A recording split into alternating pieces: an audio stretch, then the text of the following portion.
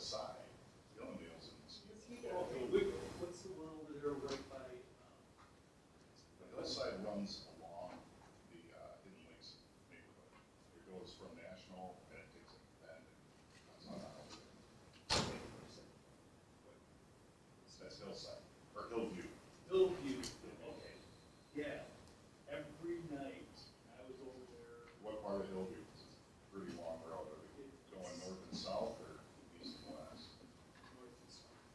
Okay, so it's It's south. windy, really windy, sharp. Yes, it is. And they rev their trucks up every night about 9 o'clock. And laying rubber and residents are so fast. Well, why don't we call us? They have to. No, they have. There's no regular. I work every night 3 to 11. Never got a call over that. I've been out there for 6 years now. I'll let them know. That's exactly what they- Well, now that you told me, I'll head over there tonight. They said they've been running dirt bikes up and down the road too, and the sharp curves, they swear somebody's gonna kill themselves. Yeah, they are very sharp curves. There's a few, 4 actually.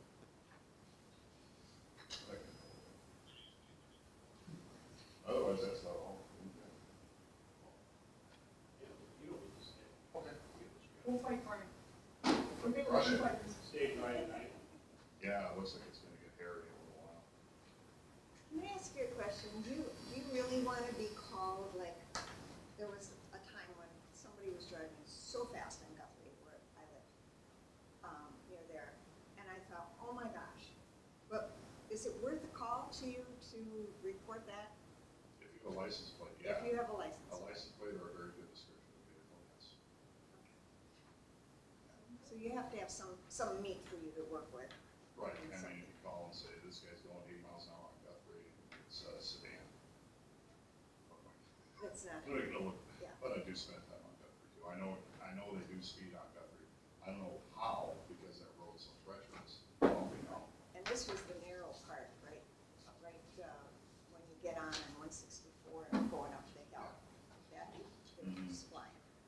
But I didn't get a thing, you're walking, you don't have pencil and paper. I suppose I could take my phone and snap a picture. Yeah, a lot of people do.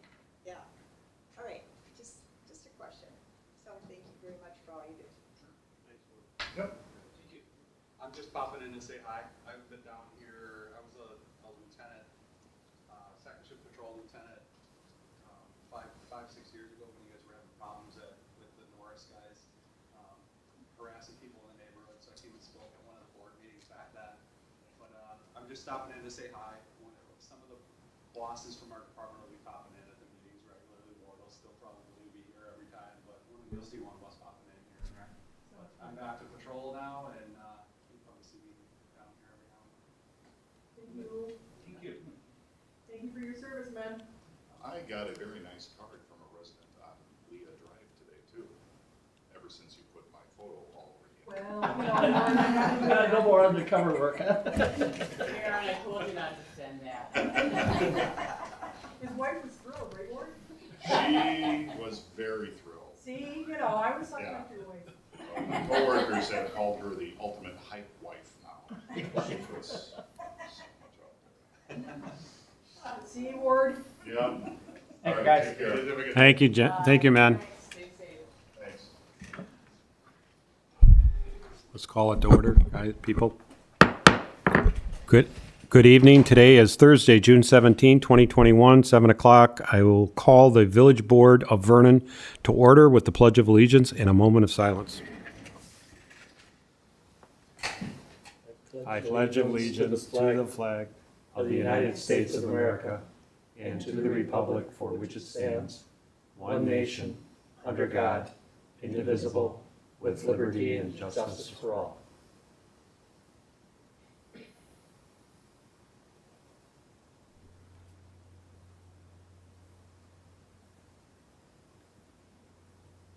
Thank you, everyone.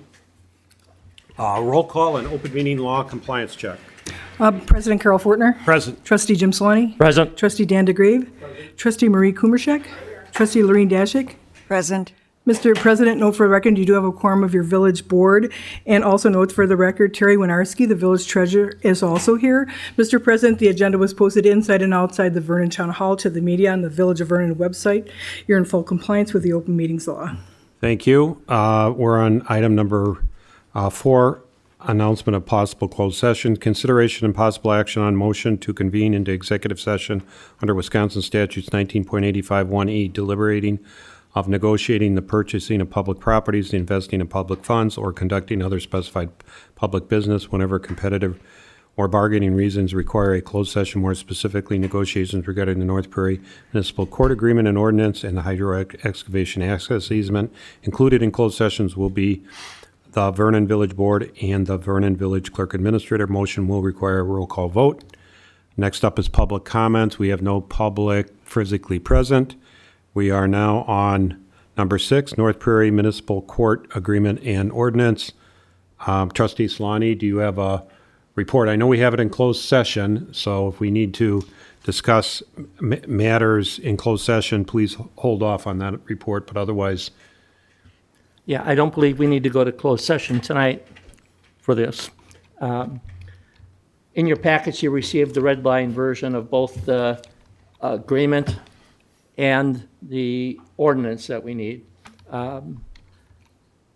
Since then, I've made all the changes required and then sent them to Rhoda. Rhoda, that's the right name, isn't Yep, that's right, Jim. it? Who is the clerk over there in North Prairie.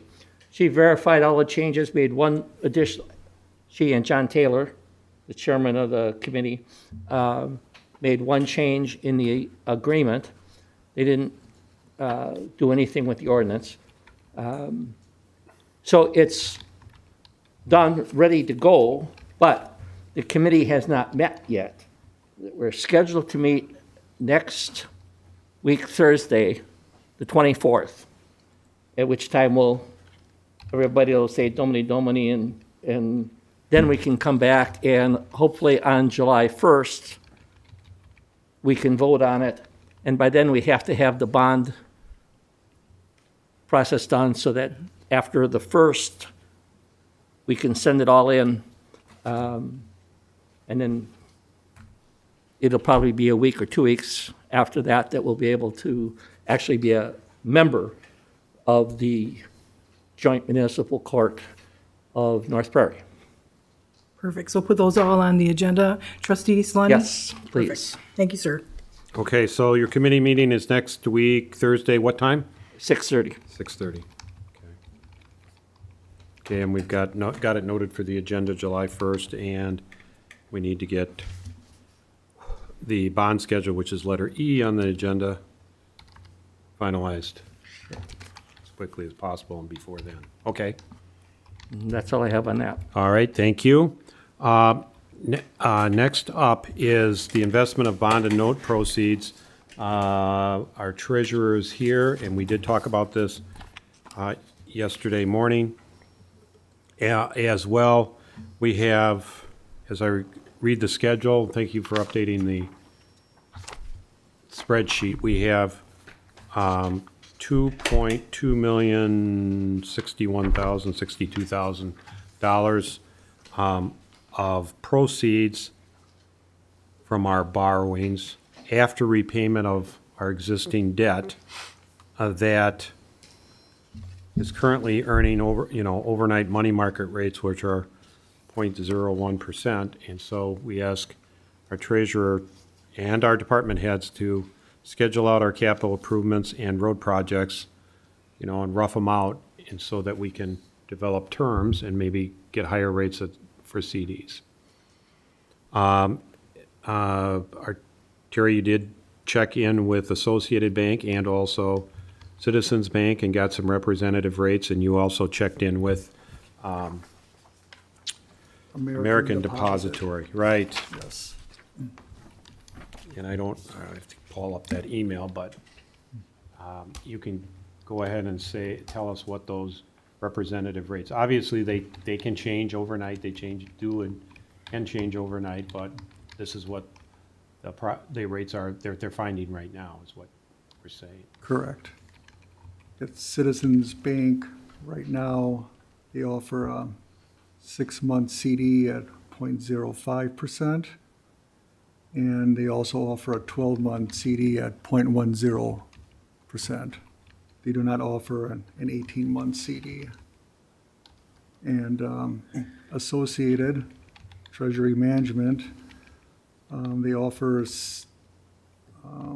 1, 2, 3, 6, 9, 12, and 18-month terms.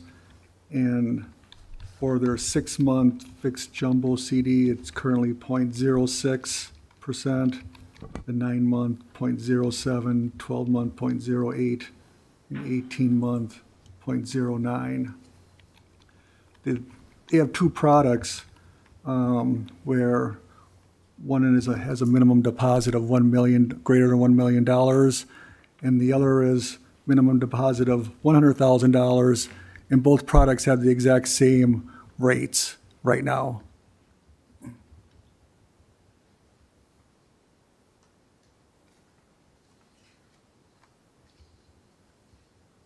And with American Deposits, they came back with some sample rates from different banks, and they wouldn't be able to give us specific banks until the actual investments were completed. But they have, right now, as an example, 9-month at 0.45%, a 12-month at 0.50%, and a 15-month at 0.60%. Then another bank at 0.30% at 9 months, another 0.50% at 12 months, and the same 0.50% at 15 months. Then their third bank in their example that they gave at 12 months has a 0.60% rate. And their fourth example was at a 15-month term at 0.55%. So those rates are considerably higher than the CDs at both Citizens and Associated.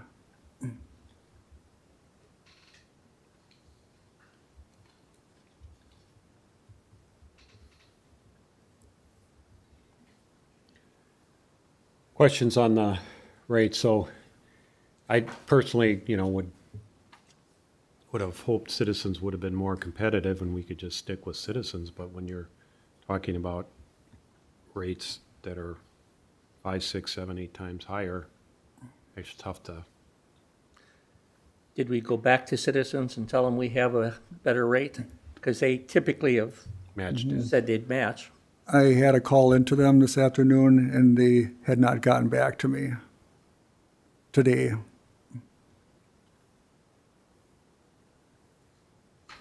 We were going to ask about that. Because my understanding is they will. Okay. But, 6% is a big deal today, Well, and we should note for the record that Justin Fisher from Baird asked us specifically to call this company only because he deals with notes and bonds all the time, and this company is substantially higher than. So just so the board all knows, Justin recommended us to do this. Right. Highly recommended, I would say. And we did meet with representatives from American Deposit. John Major and his, John Major and I think it was Cole. yeah. But we didn't meet with people from Citizens. Physically meet, not as opposed to Right, call. that's what I mean. No, Yeah. we did not meet with anyone from Citizens. And Quinton probably would have to go a little bit higher. That's why, Yeah. where I was Yes. headed, yeah. Oh, higher up the Up the Yeah. food chain, yeah. corporate chain in Yeah. Citizens. I'd probably have to go to their board, but, for that big of a difference if they were. Right. I'll call Quentin again on Monday.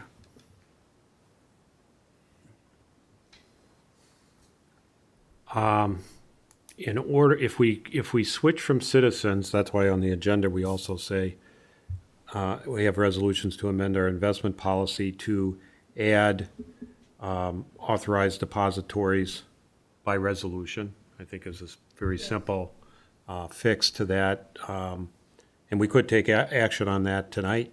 Yeah, I mean, nothing changes unless Right, unless you go to the next one, which is a resolution to adopt the depository receipt with American Deposit Right. Company. So, The first one, just adding yeah, saying, it's on, yeah, to the adding, people that we can invest with. right. That's, to me, we probably should do anyhow. Yeah, we probably should have done it when we adopted it. Exactly, yes. The only other thing the treasurer could do is Doug, I can't remember his last name, he's the bank president, he was the gentleman that told Terry and I that the funds were secured, and I think it was per check, or maybe you could, I have his name. Yeah. he's pretty high up. That's who Leah reports to, is Doug. You send them what American transmission Yeah. Didn't they leave a trinket here with their name on it? I have the brochure and information. Yeah, I have that too, so. Right, and that's available to anybody on the board too, if you haven't already emailed it around. I'll do that and I'll put that in the box. It's just, like I said, Justin works with this company all the time with people that are bonding for like 20 million, 40 million. That's a lot of money when you're talking interest on that, so. Right, and they do parcel out CDs underneath the FDIC insurance amount. So all the CDs will be at 245,000, basically. So if we have $1 million, that'll be 4 or 5, 5 200s, let's say, or something. Terry, can I ask who you talked with to get the numbers from Citizens? Quentin Chaplowski. Okay, so what is his title in Citizens Bank? Is it pretty high up there? Branch manager? In the Vernon office. But as Jim knows, all those branch managers report to bigger guns. Nothing against Quentin. Right. I just wanted to make sure that he knew that we were dealing with a large amount of money, that he would maybe have brought it to your attention that Citizens might be open to matching any amounts that we have found elsewhere.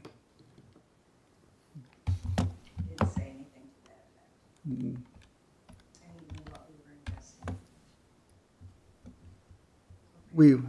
Yeah, he knew that we had a note and a bond issue.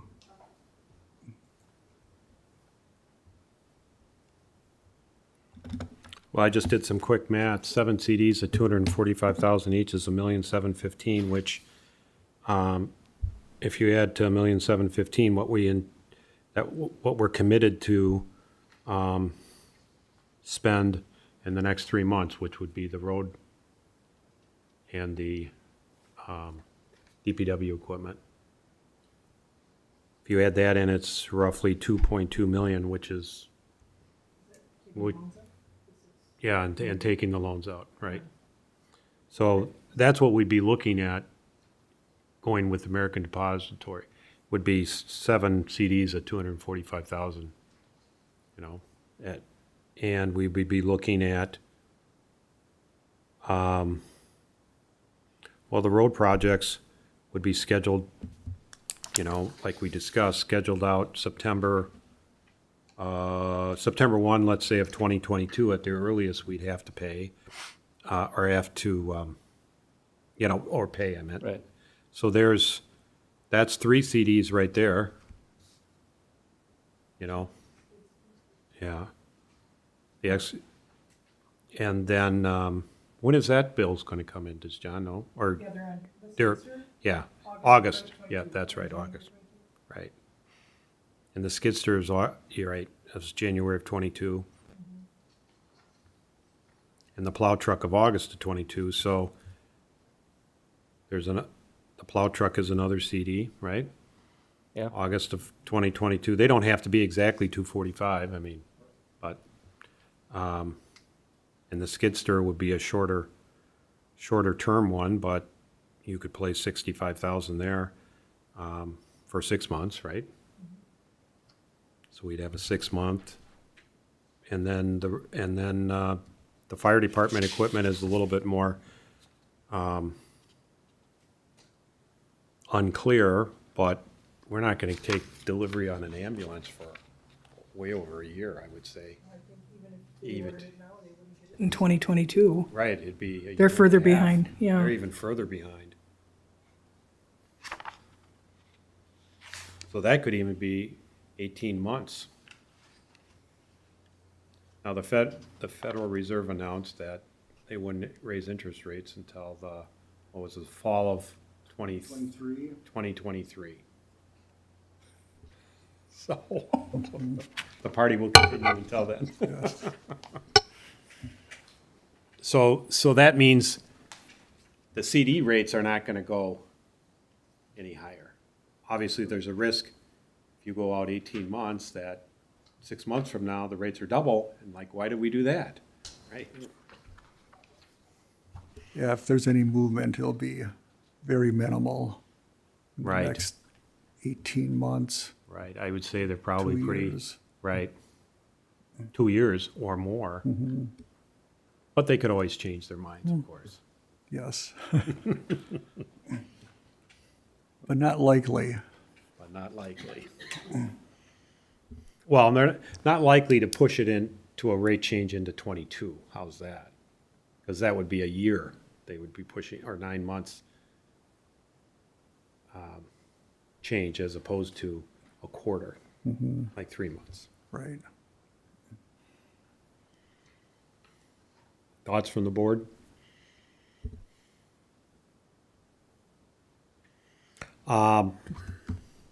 Yeah, Carl, I know we're talking about like the plow truck, and we're probably getting real close to placing this order. Has anyone talked to them about maybe prepaying some of this and getting a discount that might be a lot more than investing the money? They tried that. They did. They don't do that. Okay. Well, good. I'm glad we're thinking about those things. Right. Department equipment, they used to do that. They don't even do it anymore on fire department equipment. Well, Pierce doesn't. I don't know what the rest of them do. So even though you're offering to prepay, they don't give you any discount. And our attorney had a big issue with that years ago about prepaying. That was before your time, Right. but very angry. Yeah, people get nervous. There's a big risk, big bankruptcy risk and credit risk of prepaying. The money's gone and you don't have your goods. And it's not like you're prepaying a month, you're prepaying over a year, which is Not a big item. on a large purchase, right? Okay.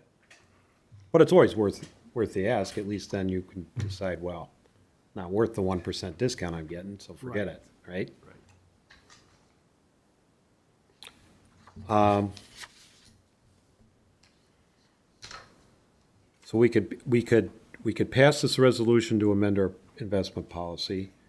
I would like to hear from Citizens Bank, finally. I mean, are they gonna match or not? And then we should proceed somehow, sooner rather than later. Yeah, we do have a meeting on the 24th. It would be easy to proceed since we've now beat this up pretty good. I think everybody understands what we're trying to achieve here. And they can place this money overnight, so we can have our depository resolution. You know, if we amend our investment policy tonight, just pass that resolution, and we're good to go on Friday morning, you can have the money placed. Carl, does the board want the village attorney to see the two resolutions, one from him and one from John Majors? Yeah, I think that's, and in the meantime, we can run those resolutions by, if we want, attorney review, and so that they will be ready. It's the first time we've ever done that. Usually resolutions aren't a big deal, but we've never done this type of, so I just wanted to ask if it was okay if we sent it to the village attorney for him to review those, so when you're, on Thursday, you're ready to go. If he can Didn't get we them. follow his example that he had? Yes, and then we also gave him John Major's example. John Majors gave us a resolution that all his municipalities follow. So we have 2 of them. And, Yeah, okay. The village investment policy says as amended by the village board as of today. if that's adopted, that's right. Okay. The documents are prepared to be adopted. If they're not adopted, then they're not. This is a draft, right? Yes, Okay. When was the original prepared? April 1st, 2021. 21, right, April 1st of this year? right. Okay. I think there's a couple changes that need to be made in this. In my opinion. That I'd like to just talk about maybe, especially under. Dan, today? Are we on the right, same topic? Well, We're on number, we're kind of on B, C, and D, I guess, in the agenda.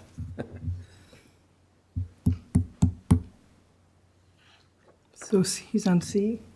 Okay, well, we can back up, On letter B is the consensus of the board to proceed as kind of we've talked and outlined. That is, have our treasurer, Terry Winarski, check in with Citizens Bank to see if they can match rates, and have a schedule of, here's the dollars, here's the terms, I would say, on the spreadsheet. You know, Terry, here's the dollars, here's the terms. And, have it all ready to go by next week, Thursday, so that we can take final action on Thursday to say, yeah, there's a schedule of CDs. Go to Citizens and get them, or go to American Deposit and get them, right? So that we have a very clear idea, so we're not making up numbers and terms. We'll have those set. Very specific, right? Then you go out and get quotes and you buy them. Is that the consensus? We've got yes, yes, yes. Jim? Yes. Yes. Okay, we've got a consensus of 5. Okay, so that's letter B. Now we're on to C, and now consideration of resolution to amend the investment policy. Trustee DeGrave, you have suggestions with respect to what? The resolution or the investment policy? well, first of all, the policy. Okay? And again, we, especially focusing on internal controls, the policy talks about establishing a system of internal controls. I don't think we're there yet. I don't know how important that is unless this policy is saying we need to do that. But one of the last item in here,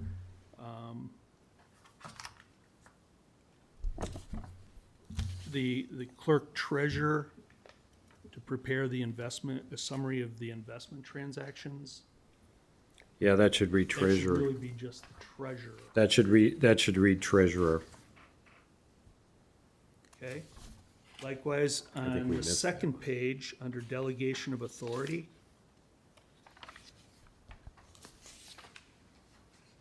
we've entrusted the treasurer, under the direction of the village board, individuals authorized to engage in investment transactions on behalf of the village are the clerk treasurer. We need to correct that as well, Treasurer. or take that out. Yeah, treasurer. Well, let's just see. Is the treasurer or individuals designated by the board? Right, we have to have the ability to designate someone else. Correct. Right. Yes, absolutely. Right. And then on the very last page, list of authorized personnel. Following documents applicable to this policy, list of authorized personnel. Clerk treasurer should be on that list as well. or clerk administrator, Okay, where, unless there's okay, wait, hang on just a second. Which page are you on? the very last page of the policy.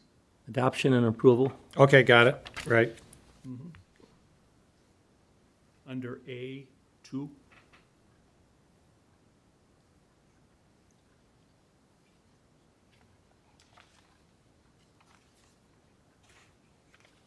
Under internal controls, it really focuses on segregation of duties, and that's how I kind of looked at where we were in the document.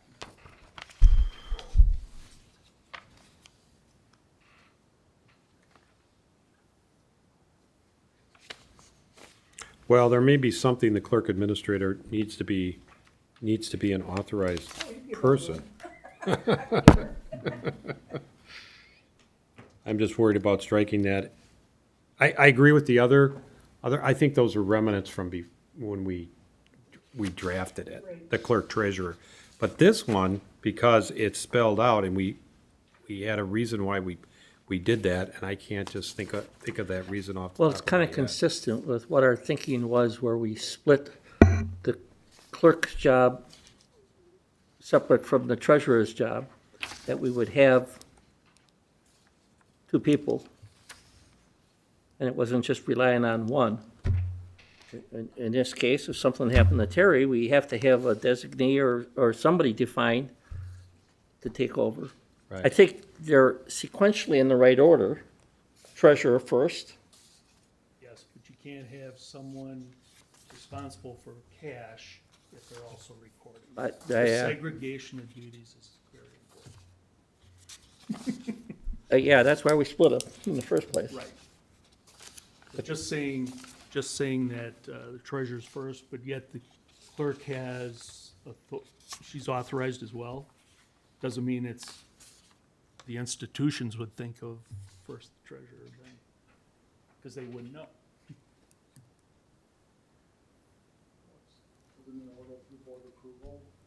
It should be someone else that the board designates, maybe another person that the board designates. Oh, that was what Karen's suggestion was. We designate you. Well, or he does, one of the two. I mean, I think we have to have somebody, don't you? Or no? If you define it as you were over here, individual designated by village board, then it kind of leaves it open in the event that you need someone. As long as the board agrees to whoever that is. Whoever it is. Right, right. I think that would solve it. Yeah, that would, Okay, but saying that, okay, if the treasurer is authorized and not available, then we're giving it to the clerk, who's also responsible for all of the recording. Now you just broke all the internal controls. I understand. Okay.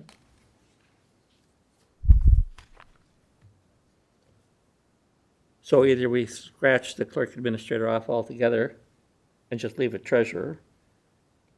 But if we do that, aren't we at risk of not having somebody ready to step up?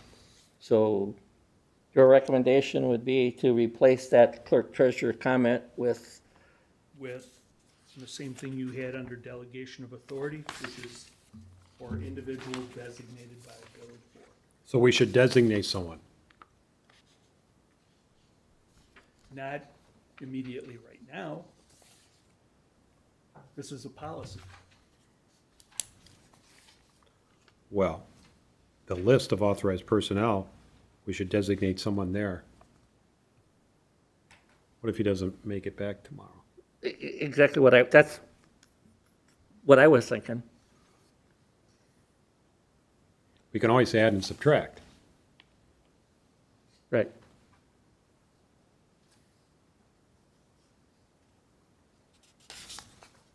So who would that person be? Better watch it, it'll be me in a minute.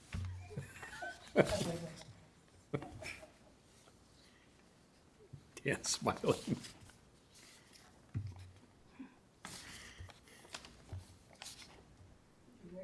Could you write something like in an emergency situation until the board can act? Yeah, I was gonna say, we really meant that to be Just in a case of. backup. Right. a backup. The treasurer is primary, and this is only in the event the treasurer can't act, Right. really. Or as Or is designated. unable to act or Or as, unavailable to act. and then you could put a third, or as designated by the village board. Right, that's in the policy already. Or those individuals designated by the village board on delegation of authority on the bottom of page 2.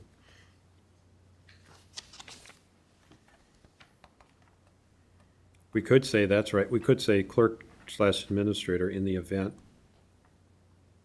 You could put primary for treasurer and secondary for clerk administrator in the event of Right. the treasurer is absent. In the event the treasurer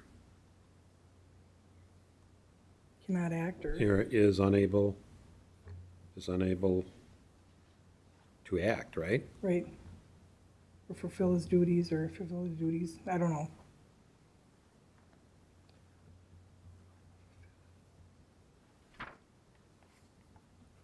Yeah, to fulfill his duties, I like that. His or her duties. If you just leave it or designate by the board, the bank still wouldn't know, or whoever wouldn't know who the hell is authorized.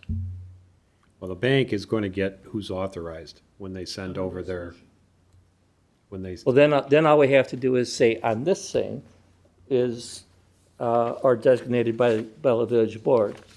Because then when we finalize the resolution, we can say, So-and-so's designated. designated as emergency, go-to person for it. Whoever you want to use.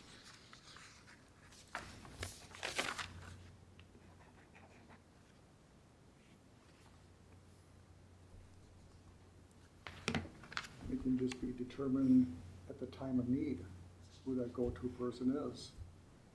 But the bank won't know that. right. That's what he's The saying. ba- Yeah, Once the this is bank is adopted, going to it go- require actual people's names, I think. You know, That's what I would think, but we don't have to actually have it in the policy, which is, the position in the Yeah. policy. right. So we could say number, on the last page, 1, treasurer, 2, individuals designated by the village board. Yep. Yes.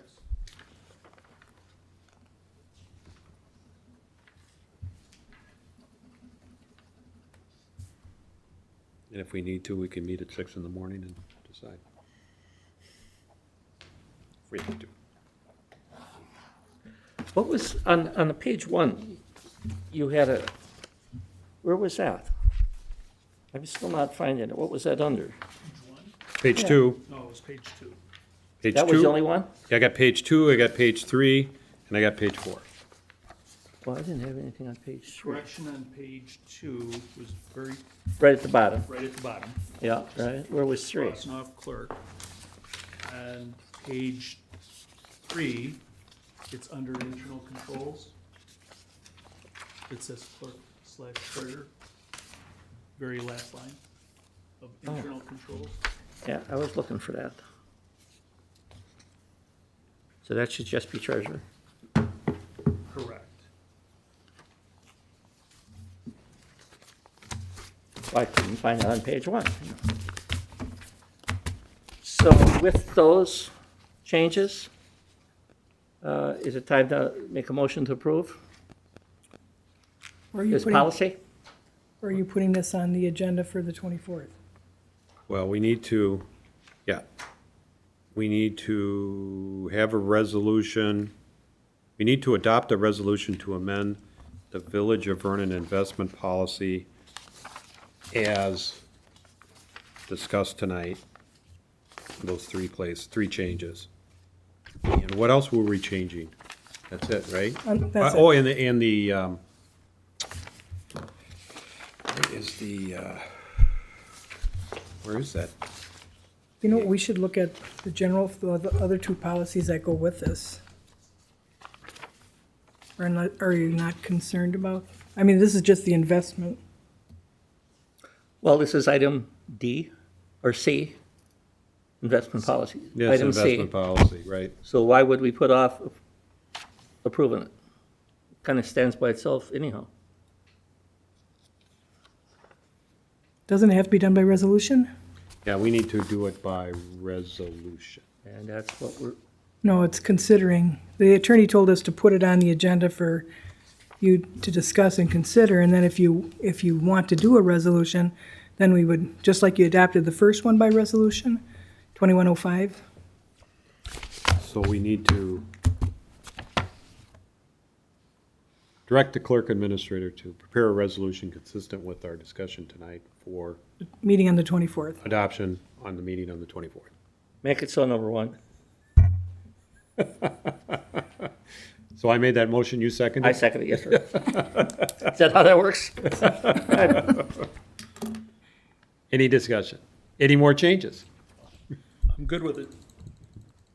Okay, all in favor? Aye. Opposed? Motion carries. Now, we're on to the depository resolutions. There's two to pick from. We don't need to take action tonight, but we can discuss them. Are there things you would like to see differently? I mean, what, I read them and On the resolution, I do have a recommended change. Because this is against our policy, we need to take clerk administrator off of this first resolution. okay. Because we cannot have Both. with deposit and withdrawal of monies, if that's supposed to be internal control, segregation of duties.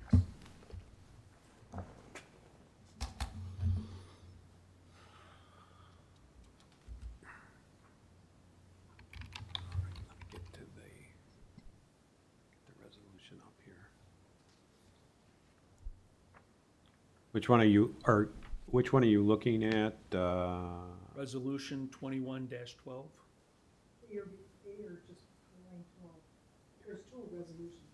Right. Correct. Just 12.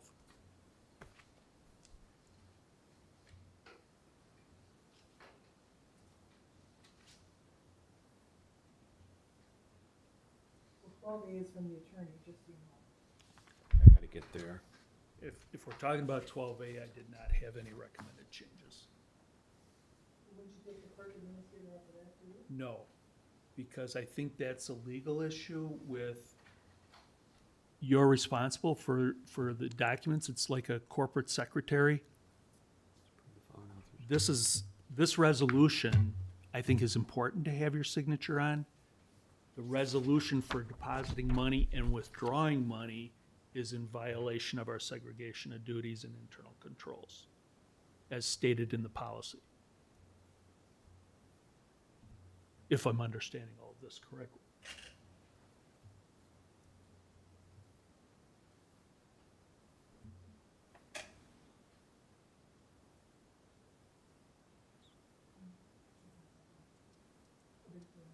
Yeah, I'm getting down to, I think in the statutes, treasurer's responsible right. for his document, his or her documents. I'm not responsible for the treasurer's documents.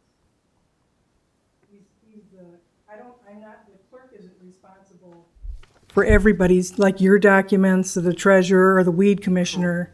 He would be responsible for his documents. But you're just certifying that the foregoing is true in a correct copy of a resolution duly and legally adopted by the Village of Vernon. This is 12-12, 12A. A. 12A. So all we're doing in 12A is saying, hey, these are the banking institutions. And 12A is missing American. You see that? Right, it's missing, right. Yes. Good point. And 12 also has the same issue, I think. No, which issue? Clerk administrator is what you're saying, should not be an authorized person. That's in 12 and also in 12, and also in 12A. No. 12A, all it is saying that this is, the people signing that document are saying that they certify that the foregoing is true and correct copy of a resolution, duly and legally adopted. Right, that's by the village. 12A. Correct. I'm on 12. 12, we need to take clerk administrator off Okay. because we're saying that the following officers or employees are authorized to deposit and withdraw monies. Right. So that's a On- lot different than 12A. But then we need to put someone else on there Well, that's when we get there. correct.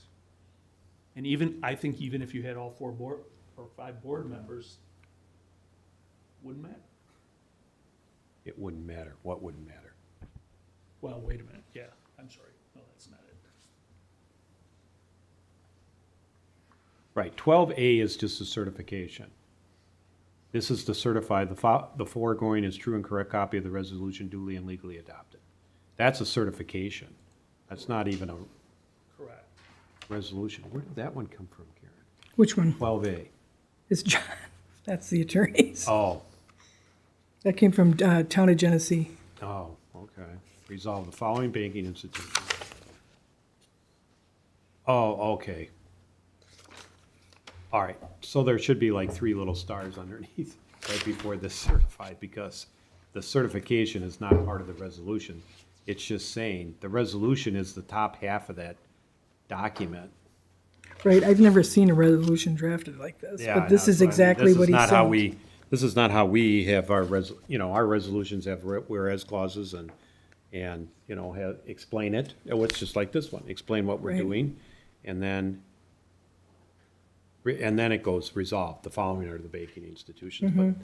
But that one, yes, that needs American Depository on there. Right, So are you following this to make these Yep. changes? So,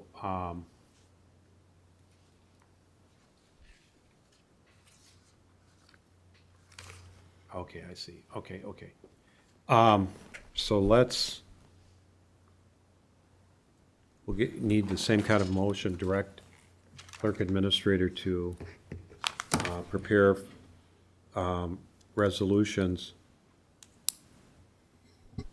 for, for legal review so that they can be adopted on our June 24th meeting, consistent with our discussion. And then think about who should be on that deposit. It shouldn't just be Terry. We need someone else on there. We don't have deputy treasurers, and even if we did, they'd be extremely, tax collection, they're not here. They're part-time seasonal people for the month of December. that's, Is there anyone on finance committee possibly that, well, that would only be Tom Tomasak, and he's less available than everyone else sitting here in this room. True. I'll think about it. yeah, We can add that person in on the 24th. So I'll make that, we did get a second. I'll make that motion. There's a second. I'll by- second. Any further discussion? Dan, nothing? Okay, all in favor? Aye. Opposed? Motion carries. Okay, we got enough? Yep. Thank you, Terry. We got a little more work to do here. Your direction by consensus? Okay. Do we need Terry for anything, or we can get you out of here?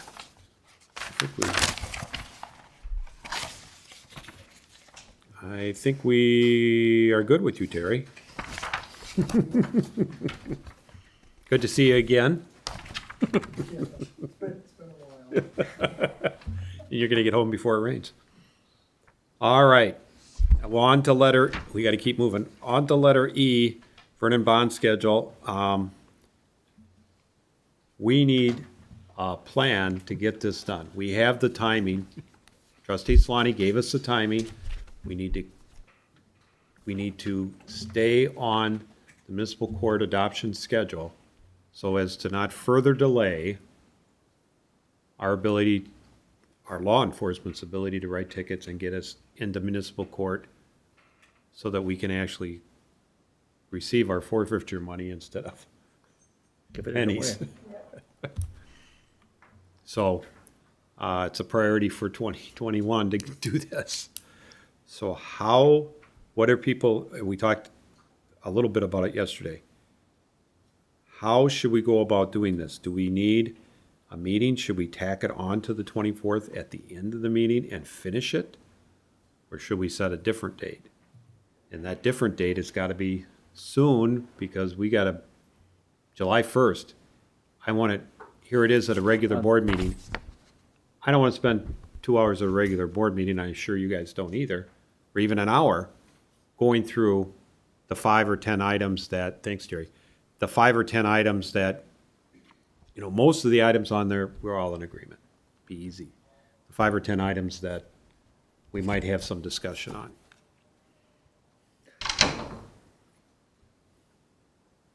And we've got the summary. For, my count, we should just be able to go through it tonight and be done with it. Because then she could, our clerk administrator, Karen Shu, could finalize the document and we're done. So that'd be ready and waiting for us.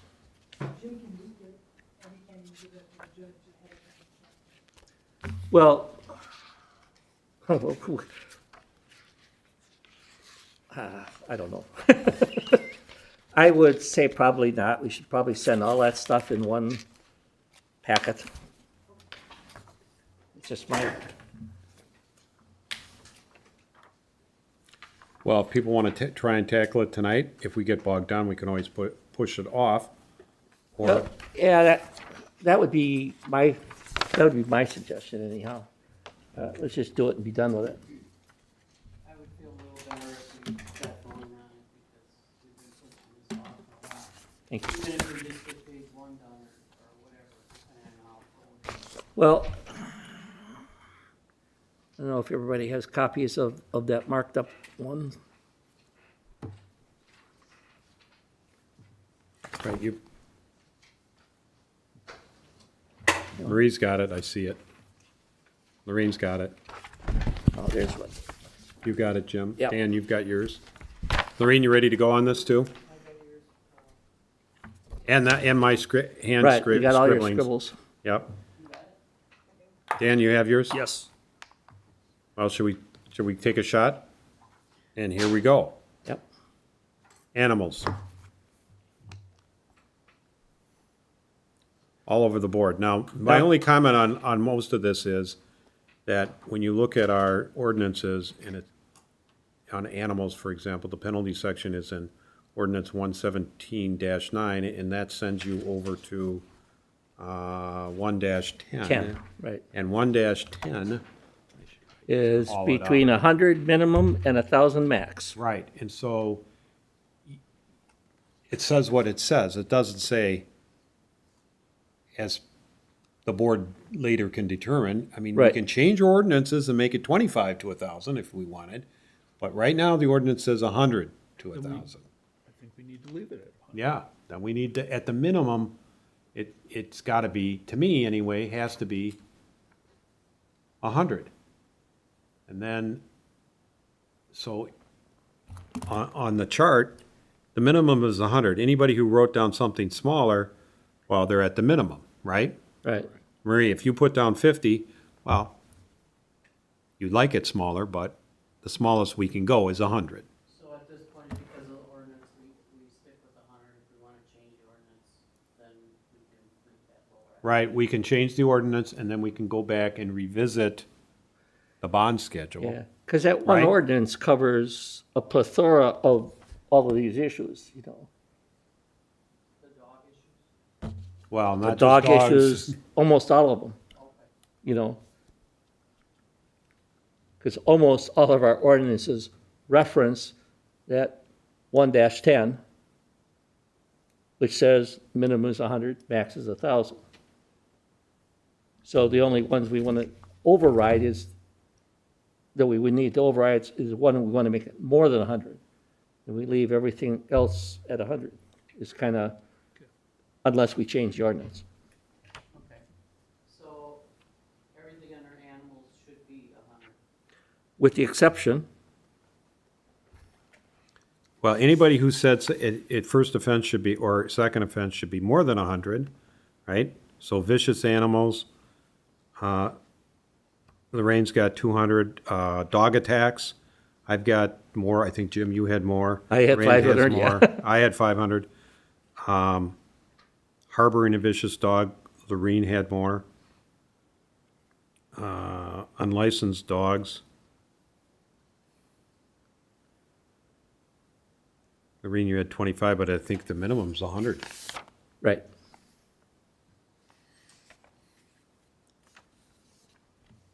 Vicious dogs at 100, vicious animals, No, well, or dog attacks are just one and the same? let's go to vicious first. That's first on there. Actually, on my scribblings, I had first offense on vicious animals, 500. see, I don't know how you classify it as a vicious dog if it doesn't do an attack. You know, we got dog attack, that covers that, that's 500, in my mind, no brainer. Vicious dog, just because he barks at you, doesn't make him vicious. He's doing his job, you know? So I don't know I don't know what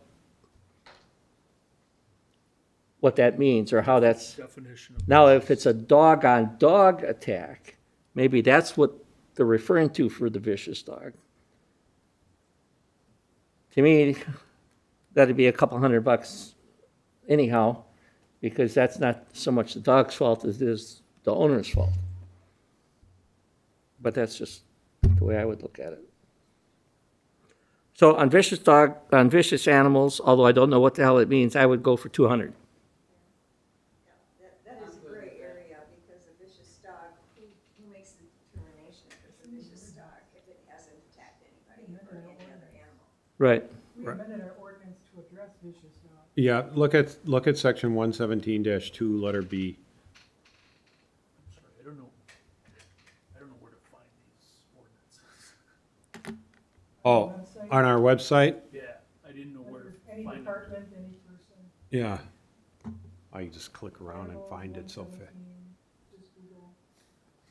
We changed that because of. Right, it says prima facie showing includes things like proof of the animal has bitten, scratched, or attacked or injured any person. Yeah, that's already Proof an of an attack. animal that wounded or worried any horses, cattle, sheep, lambs, or other animals while running at large off premises is also prima facie evidence showing that the animal is vicious. Vicious animals are declared public nuisance. The judgment of it,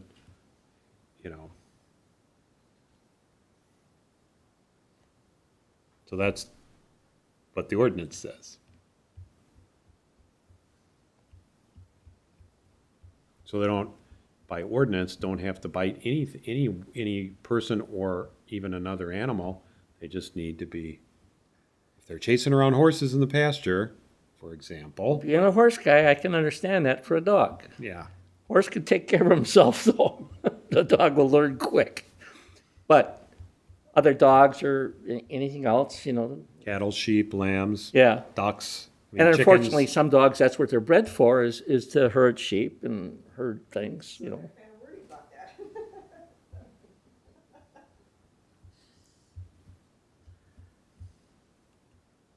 Yeah, but a herding dog that's herding sheep, it's not a vicious animal, and I wouldn't fall, it wouldn't fall under here. Absolutely, exactly right. To me, I wouldn't say that it would be vicious. Right. But he's herding. He's not worrying them or chasing them around Right, randomly. he's doing his thing. Right. Whether the particular sheep know that or not, I don't, Sheep are stupid. yeah, that's true. Okay, So, take a vote on 200? I'm good with 200. 200. second offense, 300, third offense.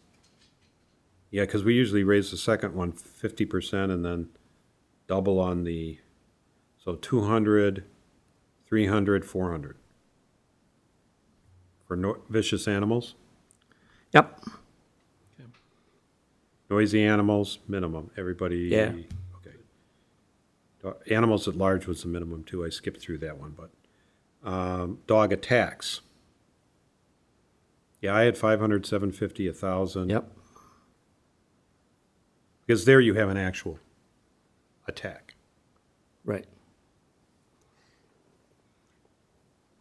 I'm not sure when insurance issues kick in, but a lot of times insurance companies will make you put the dog down. No? No, I'll give you some cases you can Oh, maybe learn. okay then. Well, they can cancel people's policies, though. So, but that has nothing to do with That's- this. That has nothing to do with this fine. Right, that's what I was thinking. Got nothing to do with this forfeiture. Dog attacks. Jim, what did you have? I had 500 too. I had 500. Yeah. Lorraine, you had 275. Marie, you had 100, I guess. Dan, you had 250. I think that's one of the most serious ones, so. Yeah, that's why I put it that way. And if it's a lower amount to begin with, I would say the second and third offense should be not 50% more, but double or triple Right. if the first amount is low. Agree.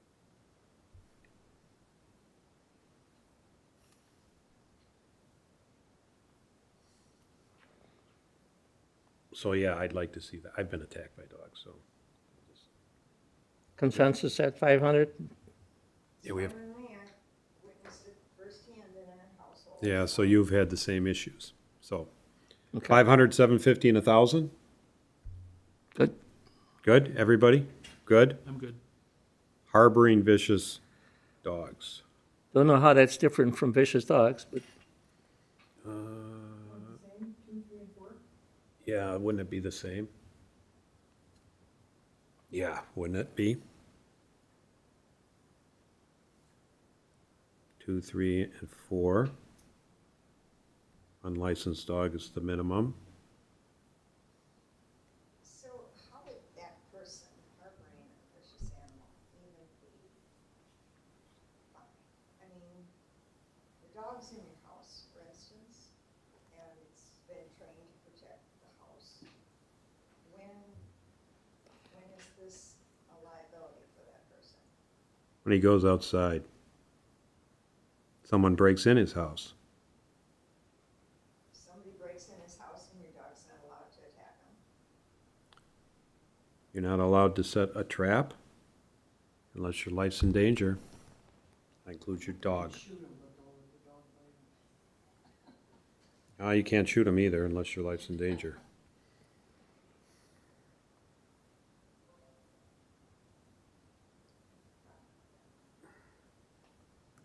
Think of drug dealers. The law is the law for a reason. They're not gonna let drug dealers get off the hook like that. Milwaukee, they license people that have fighting dogs.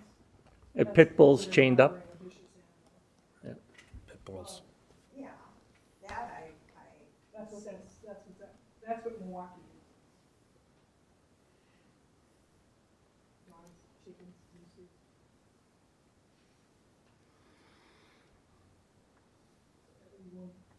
So what did you put for that, Carl? Well, if vicious animals are 200, 300, 400, harboring a vicious dog should be 200, 300, 400. Why isn't it the same? Yep. Dog, right? Okay. Good? Yep, Now we're on to burning, minimum. yep. Now we're on to, yep, now we're on to general. Public Works, prohibited use of firearms, I raised that simply because there are people who shoot around. And the bullets leave their property. There's instances of that. And people have almost been hit on while they're mowing their grass. Yep. So what's the difference between that and discharging of firearms? But I see that you've got remove. Yeah, because there is no, prohibited use of firearms includes a whole list of things in 244. It's the same. Oh, okay. So we can just remove that entire line. Yeah, that's why I struck it. If you look at 244, now I gotta go to 244. So, look at 244.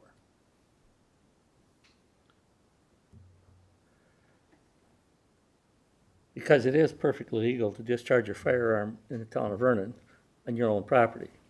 If you're far enough away from your neighbor's house or any structure. Yeah, but it is legal. Yes, it is. I actually do it all the time. I have a little shooting range in the backyard, bermed and everything.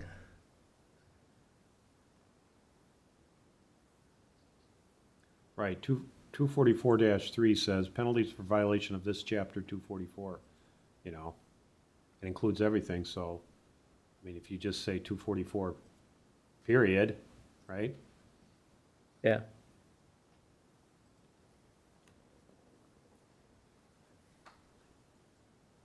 And then So I that's agree, what- you know, that's the why I- amount, that's the why I amount struck is, you know, because it's potentially threatening life, just like a dog attack could, you know. So to me, that would be comparable. Right. You know, because it's their negligence of not ensuring that their bullets stay where they belong.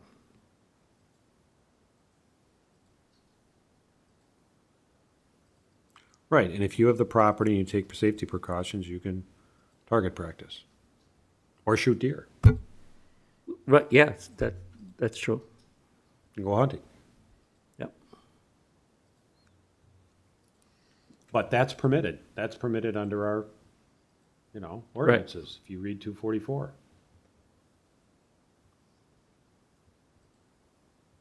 And we're not changing any of that. So what did we say? Similar to the dog attacks is what I said, 500, 750, 1,000. That's where I came up with mine. Right, I would agree with that. Ladies? Which one is that for? The prohibited use of firearms? Yes. Yeah. Yeah, that's fine with me. And I would erase that little C and just make it 244-2. Yeah. Oh, represents, you should put this one. Towards waste management. Right. And firearms includes bows and arrows too, by the way, in the ordinance, which is the same, Right. So that's why I removed discharge of firearms, that's prohibited, so it's the same, you know what I mean? It's the same. Okay, so we'll strike that, we're good on the 500, 750, and 1,000. Okay, so then we're down to village zoning violations. I see one under unlawful dumping on streets. Oh, wait a minute. Did I skip that one? Sorry. Yeah, it doesn't Oh, have I an did skip it. ordinance Sorry, listed. sorry. Yeah, we don't have it, that's from, we gotta take that one out. That's from,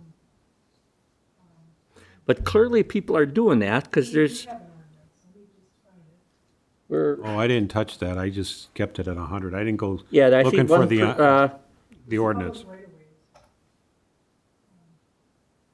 unlawful dumping on streets and retention ponds. I don't know about a retention pond, but I know it's on public streets. Well, yeah, we should be able to ticket people who throw 4 tires on the side of the road. Right. Or just throw garbage out their window as they're driving down, you know, beer bottles or whatever, you see them every day down this road, for Or sure. when people put their garbage out, they leave it in the right of way, because they overflow. And it causes rats and. Yeah.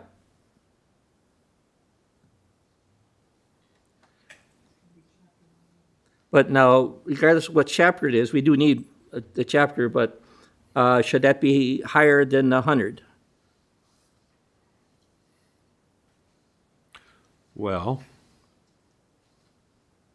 I kept it at 100 just because could just be throwing a beer bottle out or a tire. Right.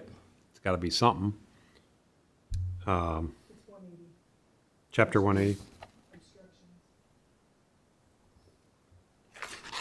But it doesn't have retention, so should I just put? Oh, chapter 180 doesn't have retention ponds? I mean, it doesn't, I gotta go back to 180 then. it's just in our right of way. Unlawful dumping. It's considered an obstruction in Vernon, not a dump. Oh, it could be a boulder too. Yeah, it could be any, yeah, it lists, we changed that one too, not too long. I remember the boulder years ago. Boulders, I should say. Should I put unlawful obstructions instead of dumping? Yeah, so you're looking at 180 dash, Yeah. 3-1? Right, Yes, then you should say, in right of way instead of streets. right. Well, it could be on the street too, but that's our right of way as well.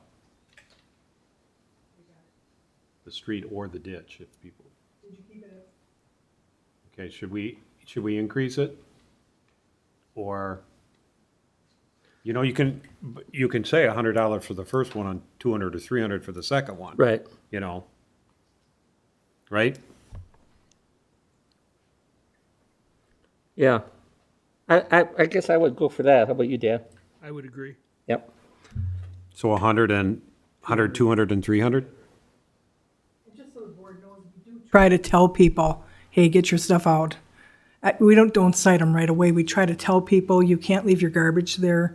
And then if they don't, it gives the officer the right to say, here you go, buddy. You know, Yeah, usually a verbal warning works for most people. right? Or a letter from the village works Right. really good lately. That's good.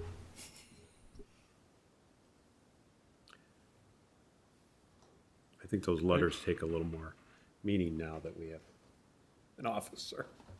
Are these forfeiture amounts that the building inspector and stuff could write to? Yeah, and I didn't change that, you know, I don't know what Vince thinks about those, the zoning. The building inspector, no one changed it. I don't know what Vince, I mean, he's overworked at times and frustrated most of the time with non-compliant people, and we're very, you know, you gotta fix it, you gotta clean it up, you gotta, you know, before we even write a ticket. Oh, yeah. This would be last resort for bids. Right. And the zoning violation's the same way. And the board not too long ago said $2,000 a day. Well, he certainly did. And the first time we tried it, Got up to 98 and we ratcheted it down. 4,500. But that gives us some leeway there. I mean, well, it's the habitual offenders. First of all, these people don't get tickets until they've been out of compliance for months, usually. Don't you agree? Letter after letter after letter, and Vince visiting the Yeah, your property. 98,000 was about 6 different incidents. Well, and he didn't show up in court. And then they- The judge would not have imposed if he Right. would have showed up in court. Right, right. He just wouldn't have. And that's why we settled for a lower amount. Although it could go back to 98 if he doesn't come in and sign and pay and start paying. But, yeah, I mean, he's gonna go back into court. That's why we settled for a lower number. So I would propose, that's why I put down 2,000 a day, because with the note that, hey, we already did this. Right. And I do believe it was unanimous. Lorraine, you Yeah, yeah. remember, right? Village zoning violations? Leave it At 2,000, at 2,000, yeah. okay? Per day. Or per day of violation, I mean, you know, right?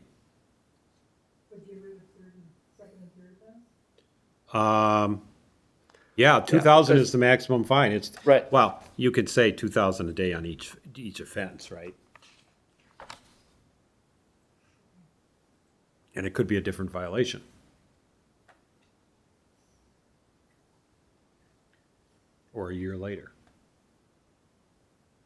the same violation. We've had that too. Where they clean it up and then a month later, Go right back. go right back. Now, 131.44, cable TV. that one we said, take it out, I don't even know what it was. Remove.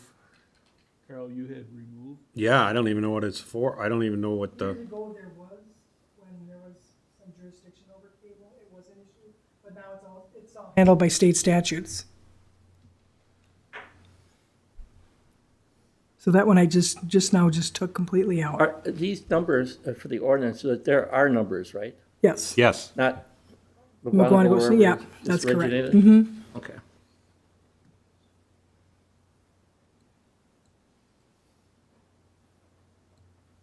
Okay, town ponds, I left it at the minimum. I don't know what other people, Everybody did, it looks like. everybody, God dang it, I'm off my line here. I gotta get a piece of paper. That's what I'm doing, I'm using. You want Need a ruler? or something. Oh, yeah.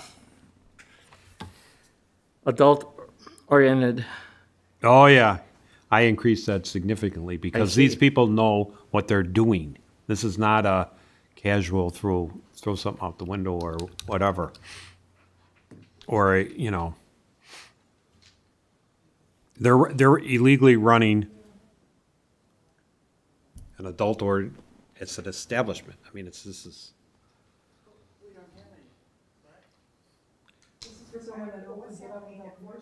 Right. Right. We don't have any, that is true. We have zoning, they are, This is a penalty if someone has one. right.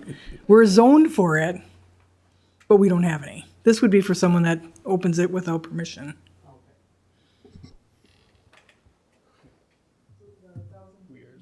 Yeah, to me, to Yeah, say we- it's we have a zoning $100, ordinance for it.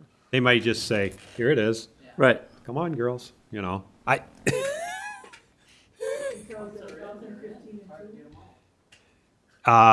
Yeah, yeah, 1,015, oh yeah, it should be. Oh, no, I said 1,500. Why did I say 1,500? Because I think that's the maximum under. Yes. I did that for a reason because 105, I think the maximum is 1,500. So if someone wants to say I'm easy on Doesn't- first offenders, they can. Doesn't say that in here. Look at 105. 105-15. As described in chapter 1 and 1-10. 10. 1-10 says 100 To, to 1,000. but subsequent offenses, I think it goes to 1,500. Yeah, I think subsequent, So that's why I stopped at, yeah, well, that's why I stopped That's at why- 1,000 on the first one, 1,500 on the second, and 1,500 on the third, because subsequent offenses. Right. Second, third, fourth, fifth, whatever. okay. That's the maximum. Then how can we have village zoning violations at 2,000 a day? Because that's the maximum. Again, we might have an ordinance issue, as in we should change our ordinance. And then we would change the ordinance, yeah. Yeah. So this was actually a good exercise if you're thinking about changing ordinances. It forced you to read the ordinances and say, well, why did we say it that way? Right. Why did we do that? And then we can clean them up as we go, town to village, that type of thing. Yeah, well. Gonna make a change, make a change. Yeah, make the change.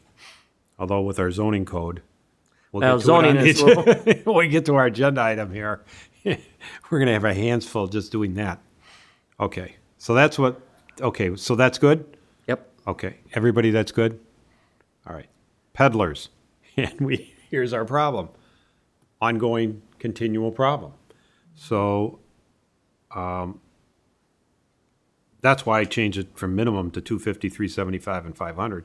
They're peddling, they're selling something. It's a economic crime, if you will, and the penalties, to me, should be greater. Because they're doing it for economic reasons. If you were Yeah. trying to get a deterrent. I used to do that back when I was a kid, selling magazines door to door. every summer we'd go out to the Mississippi River and we'd go from La Crosse down to Prairie du Chien and sell subscriptions. And all the way down there, there's those solicitation ordinances. We had standing bonds. As soon as we'd get picked up, they'd take us into the cop shop and then have to release us because we had a bond that paid for it right away because it was really worth it. But I understand why we have it. Back then, it was just a magazine subscription, you know. It was legitimate. I mean, it was But they actually pulled you in, right? oh, yeah. And we They had caught us. peddlers that were pulled in, and then they got busted for naughty things when they got pulled in. Oh, yeah. See, that's a bad thing. You didn't do any naughty We things. were all clean-cut young kids, you know, making a fortune. But as the officers were saying, or Ward was saying a couple weeks ago, those peddlers were breaking into houses. Yeah, that's a bad thing. So, That's one of the reasons why we have our ordinances the way they Yeah. have for some time. There was two things, Boy was molested and killed in Franklin. That's when we adopted the peddlers ordinance. Yeah. right. And so I would agree with, 250, 375, 500. Dan, you were at 250 anyway. yes, Ladies? and that's why. Okay, so land division and development control.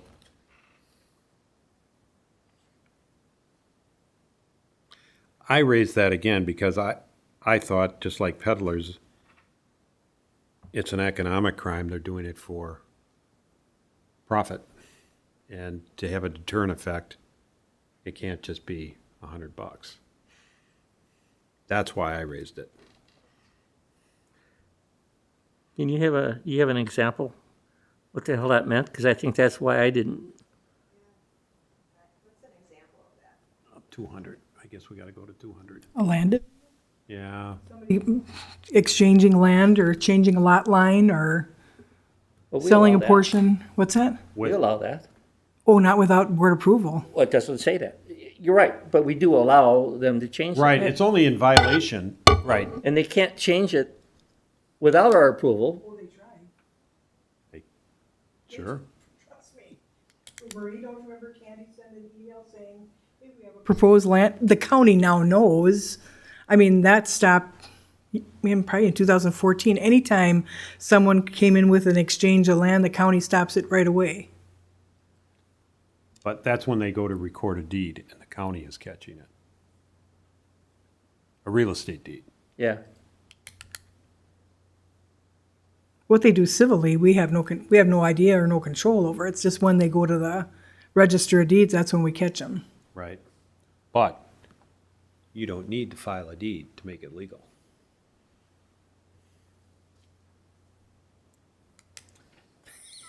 Jim's like, really? Yeah, exactly the word that was in my mind.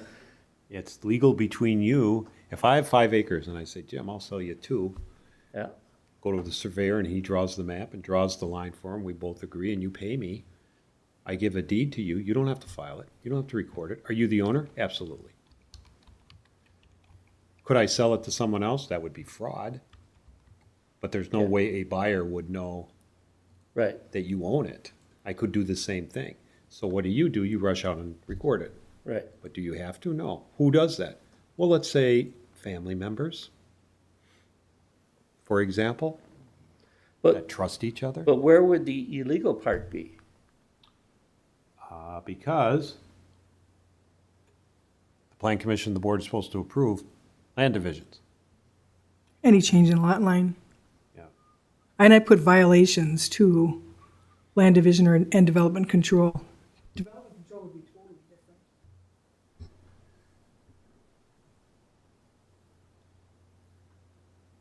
Right. And other things in 200 would be pulling up surveyors' stakes, monuments, Moving them. moving them. Yeah, that would be a bad thing to do.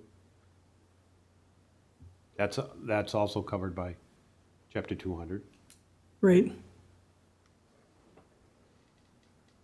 This says 17, doesn't say 200, by the way. Yeah, 17 is the penalties. That was probably my 17 when I looked at 200, I'll put 200 in there. you know, so dash 17, yeah, anything in 200, dash 17 is the penalties, okay? Okay, So- so that's, That was my, when I did my scribblings, up here I said penalty section, because I was going through and it's Yeah. like, well, where's the penalty? So when I found it, I wrote down for my own use okay. where the penalties were, where they were in our ordinances. So I knew Yeah. where to look, I do yeah. that, What is the ordinance? it's 200, Chapter 200, the penalties are in dash 17, right. and the penalties say minimum of 100, no more than 1,000, plus costs. So, because I said this is, you know, an economic for-profit type crime, we should increase it, and I put it the same as the peddlers, is what Right. I did. So, That looks fine to me. Dan, you were at 250 on, no, that was peddlers, sorry. You were at nothing on that one. Dan, you got? Because Yeah. I didn't understand Dan, what it was. right. We good, ladies, on that one, too? Yes, yes, okay. Oh, prohibited smoking in an educational, Elementary and McGuanago School District have that handled. yeah, that's already in there. Right. I didn't even think we had an ordinance that covered that, but, Well, Big Bend Elementary, the only public school in Vernon. Right, I guess it would cover the private, but that should be them. They have their own policies and their own disciplinary. So did I say take it out? Yeah, I crossed it out. Okay. So we'll take that one out. noise, Noise and music.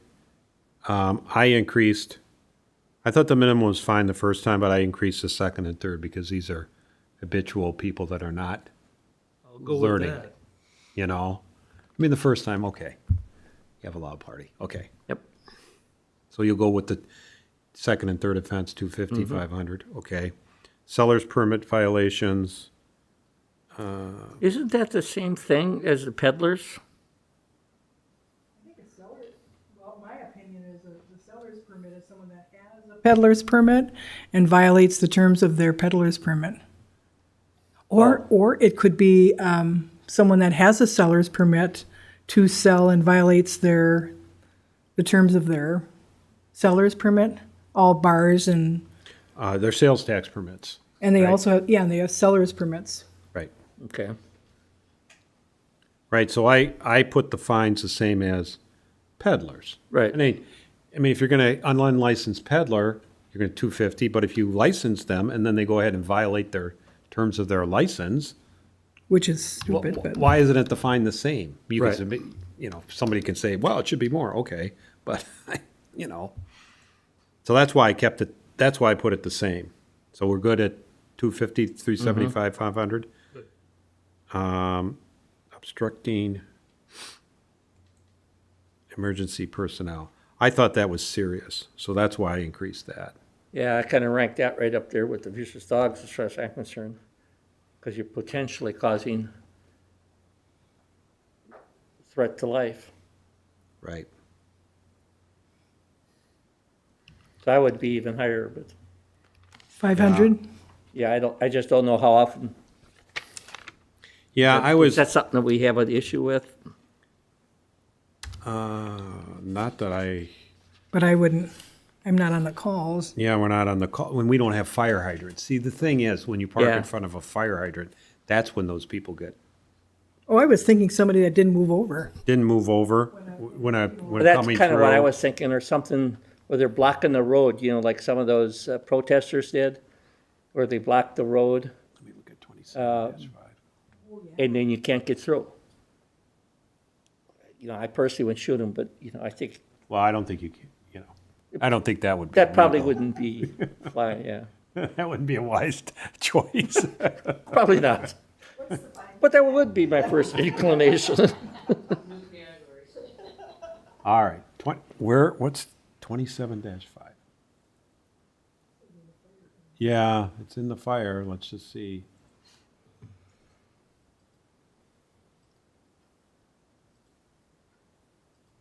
All right, well, 27-5 is the police powers of the fire department meaning they can come onto your property and put out your fire and come into your house and rescue you and duties of bystanders are supposed to, subject to orders of the fire chief, so if they tell you to move and you don't, then they can give you a ticket. I think that's all part of it. But I think as far as moving over on the freeway, I don't know, I think this is actual, that's on a state traffic statute. I think this is at the scene of the emergency, no, A? Yep. Fire department may cause the arrest of any person failing to give right Oh, of way yeah, to a that's right. It's in A. Vernon Fire Department in responding to an emergency. That's pretty serious. Yeah. So that's A, plus at the scene, okay, yeah, So if we just put 27, at least you're covered. right. Should we go to 500, 750, 1,000? Well, I would, but that's just me. They're doing it twice.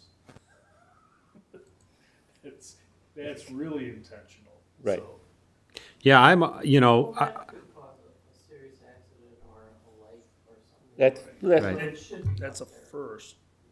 I mean, how, to determine whether or not it's a second offense. Well, they run the record. you're on the record, They know right away. yeah. We live in big data and big computers now. Not like the old days. I thought I recognized you. What were the numbers thrown out? I threw out 250, 375, and 500. We're thinking about doubling those numbers. I was going as 5, 750 and 1,000. I would support you, Jim. And Marie, you're on board with that too, Lorraine? Yes. Okay. Okay, got it.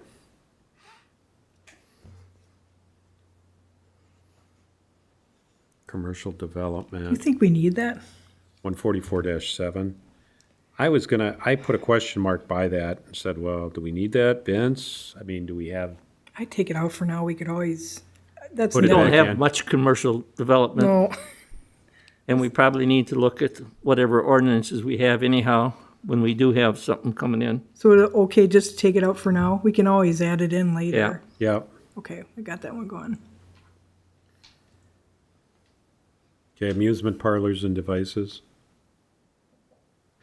Now, I don't know why that one was so high in the first place. Carl's got a story. Once upon a time.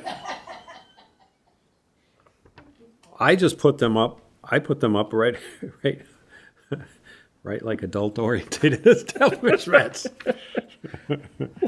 What do you have against amusement parks here? These would be the illegal ones. It's an economic crime. These are illegal ones that didn't get permission. They're running them in their backyards or wherever they're doing, you know. 112, okay. Let's go to Well, 112. I guess all ordinances are defining Right. that they're illegal. Yeah, we're talking, about yeah. You can get fined for having an illegal operation.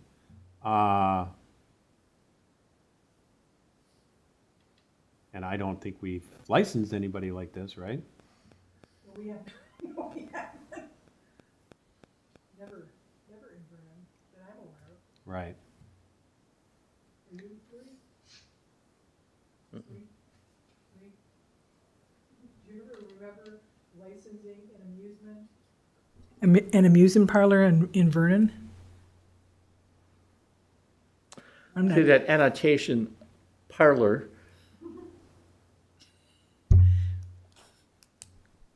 sounds, you know. yeah. It was right in behind Jim's house. He replaced them with horses.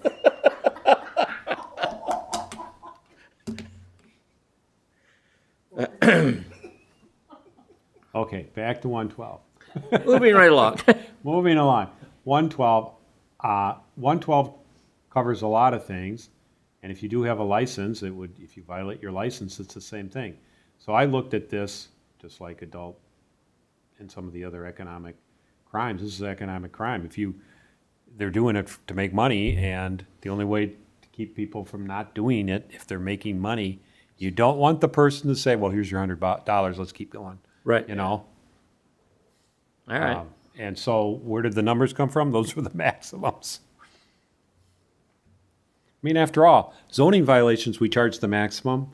This is in effect a zoning violation as well. It technically is, yeah. Yeah. So it's like, to me, it's like, okay, I'm good with it. you know? Yep.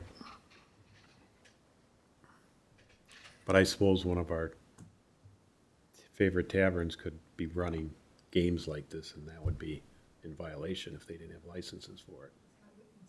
Their site plan of operation. Right. They can't, So if they're running, you know, whatever they're doing in the bar, right. these games, That's, yeah, if it's not on their site plan. right? Okay. There's 244 statutory provisions. Oh, okay, that's all of two. These are all statutes, all the ones that are. Oh, right, these are all in 244. All of these things are in 244, and I made some comment about that. Hey, where's the rest of them? Yeah, You and we know? would just cite all the statutory, because the ones that were in our current ordinance are, Right, old. and some were on a different place than this, Right. and, right. And so I just went, when I went through them, I tried to pick out the, you know, the bad ones, okay? Battery, for example, you're beating someone up, as opposed to disorderly conduct, which could be someone who's hauled out of our meeting here for being disorderly, Right. okay? Okay, $100, you know? But if you beat someone up, well, that shouldn't be $100, right?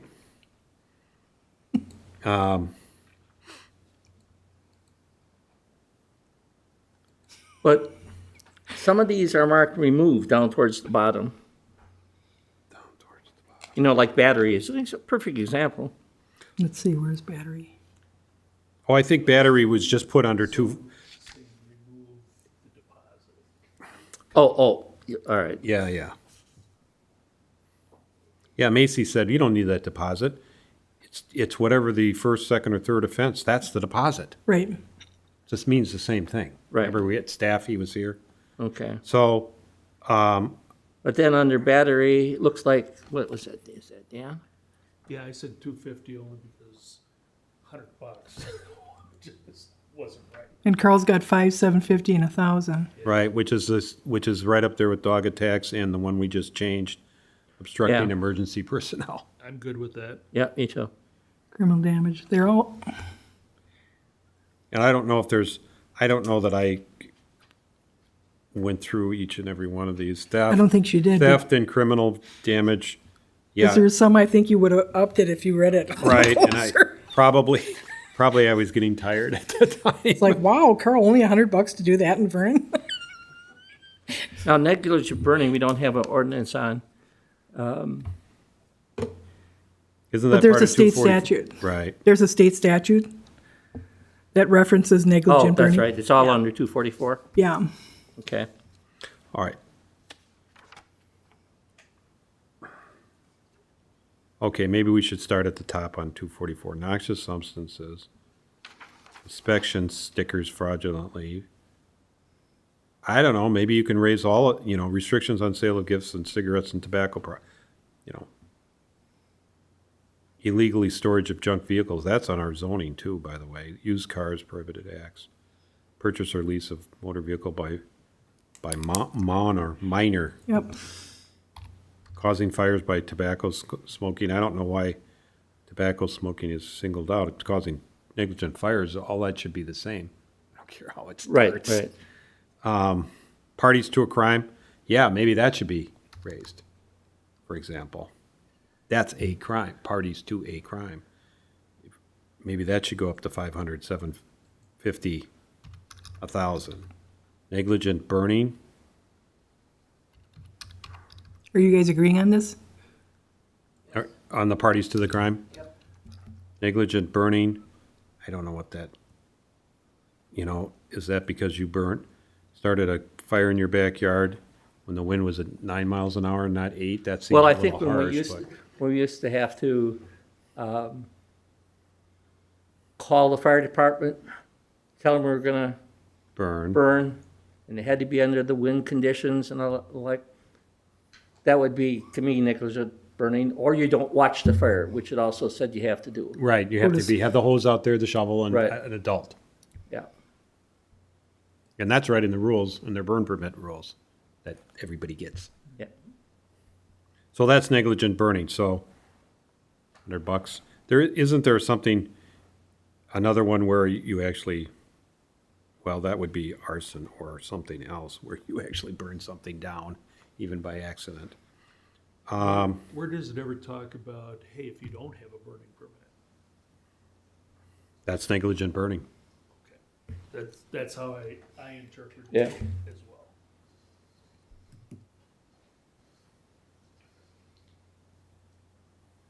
So all the rest of those, we would just leave at 100?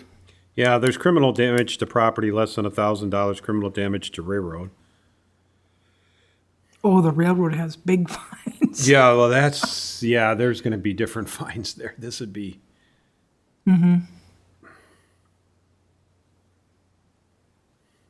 So I'm not too worried about $100 there because I think that's gonna be, you know.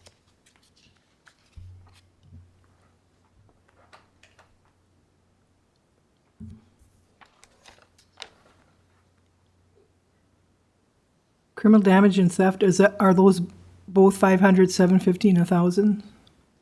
Criminal damage and theft, yeah. I think that, yeah, those are crimes. That's what I would propose anyway. Well, criminal damage to property under 1,000, Is $100. That should maybe be more. oh, more than 1,000? Should it be greater than 1,000? No, more than 100. Want me to change that to 100?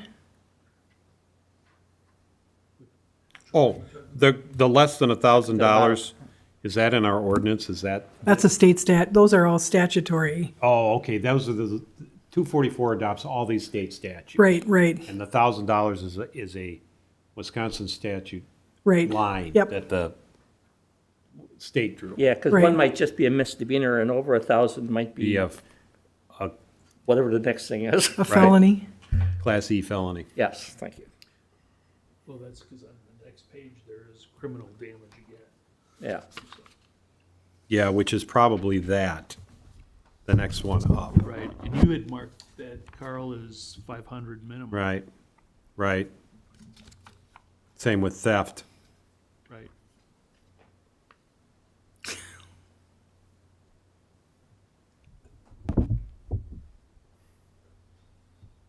So you have theft and criminal damage the same price-wise? That's what I have on mine, Marie. Theft and criminal damage, 500, 750, and 1,000. Okay.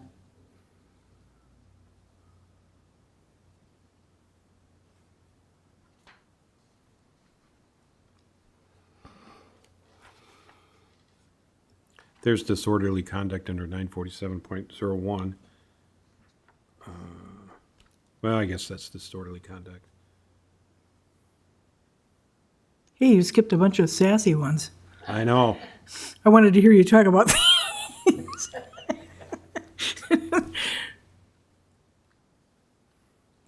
Of worthless checks. We could do that during tax time. Well, I was gonna say, the number's low on that. What is it, 35? We just charge them for our not NSF is $35, yeah. You're just charging your cost back. That's a chargeback of your costs. That's Right. not a ticket. Yeah, if you They wanted, can also be ticketed, right? Okay, gotcha.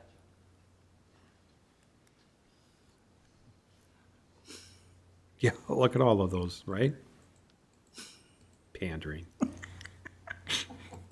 having way too much fun over there. making lewd and obscene or indecent drawings. Keep those in your own home.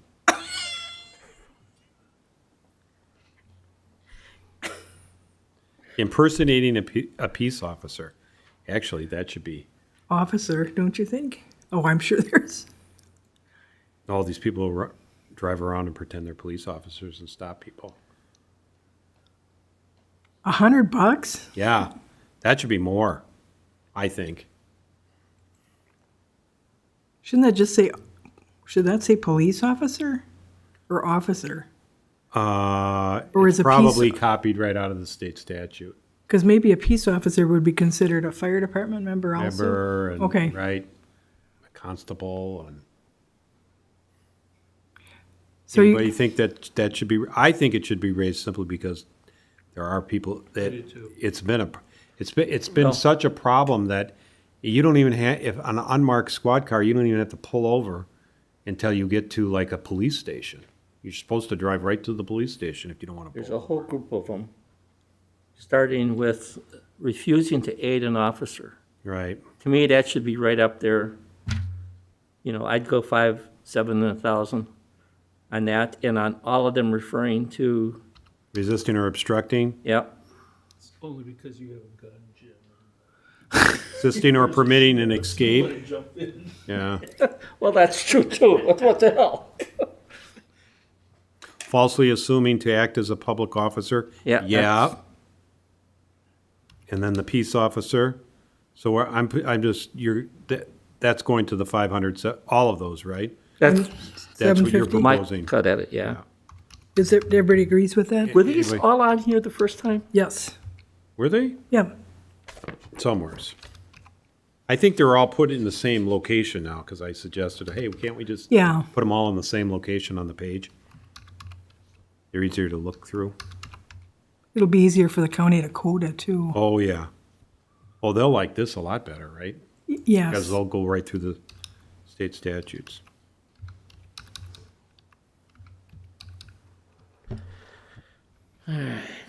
Delivery, unlawful manufacture, delivery is spelled wrong.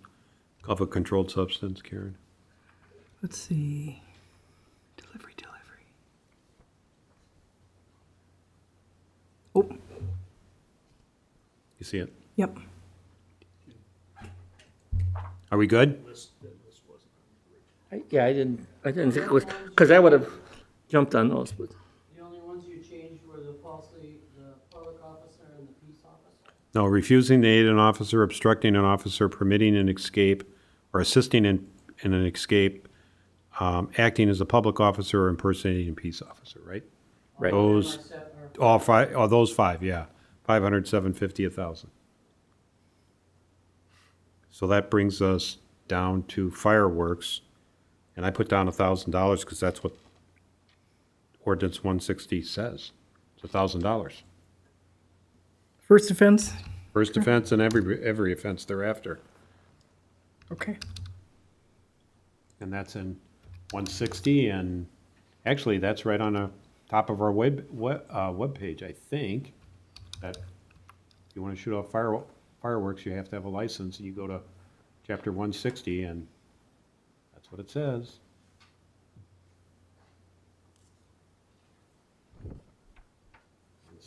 Fire prevention. Well, then we better get this in place before July 1st. This drought keeps up, I think there's going to be some fines being issued to people Well, it's going to be, yeah. that off fireworks anymore.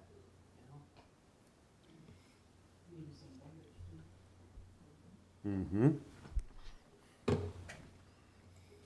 Okay. Juvie. Okay, and then we added, well, because we had some complaints about people not bringing in their refuge and recycling carts, we just added it and put the minimum down.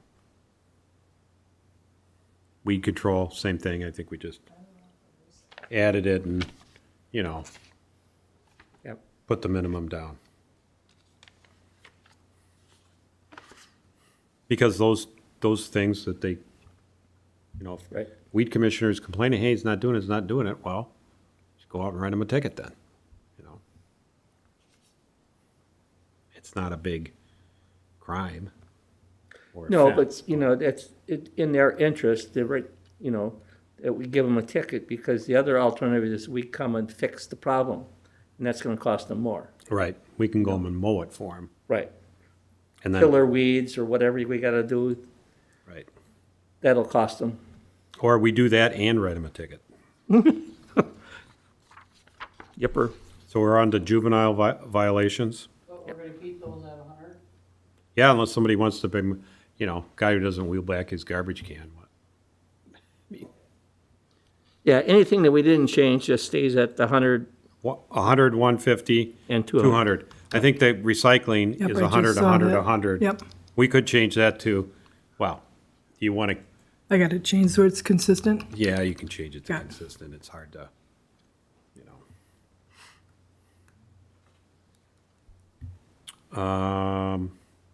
What are we down to, juveniles now? Yeah.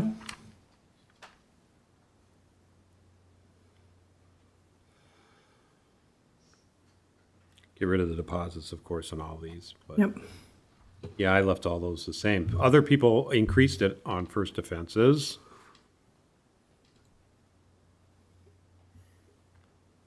So, Just leaving the same for now. I would go for leaving them the same for the 100, 150 for now. I don't know what parental responsibility, I don't know how that's covered. I think that one should be a whole lot more, because if the parents were taking responsibility the way they should, we wouldn't have any of these other problems. My humble opinion, of course. But otherwise, I'd leave them all at that 100, 150. to me, they're indications of bigger problems, not a criminal or ordinance violation, but they're a Right. bigger problem that belong in the social welfare. But sometimes you have to write tickets. And they're minors, they're juveniles. $100 is a lot to a juvenile, maybe not to Jim. Right, right. You know.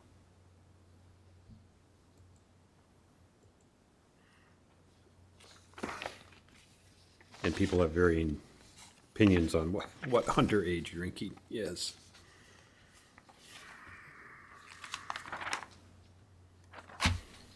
I think that comes with the territory. Old enough to fight, you're old enough to drink. Got that right. Well, yeah, but when you think about that parental responsibility, that's where the parents are letting the teenager, the underage kid have to throw a big party. They're throwing the party, Right. And they're part of the party. right. That's, And Or that would not- hit them a lot higher. Or not making them to go to school. It's another one. Right. I think For now, it's fine to leave it now, yeah. That's something that we may want to consider to raise the second and the third offense ones. You know, start small but get bigger, a lot faster progressively. Public nuisances.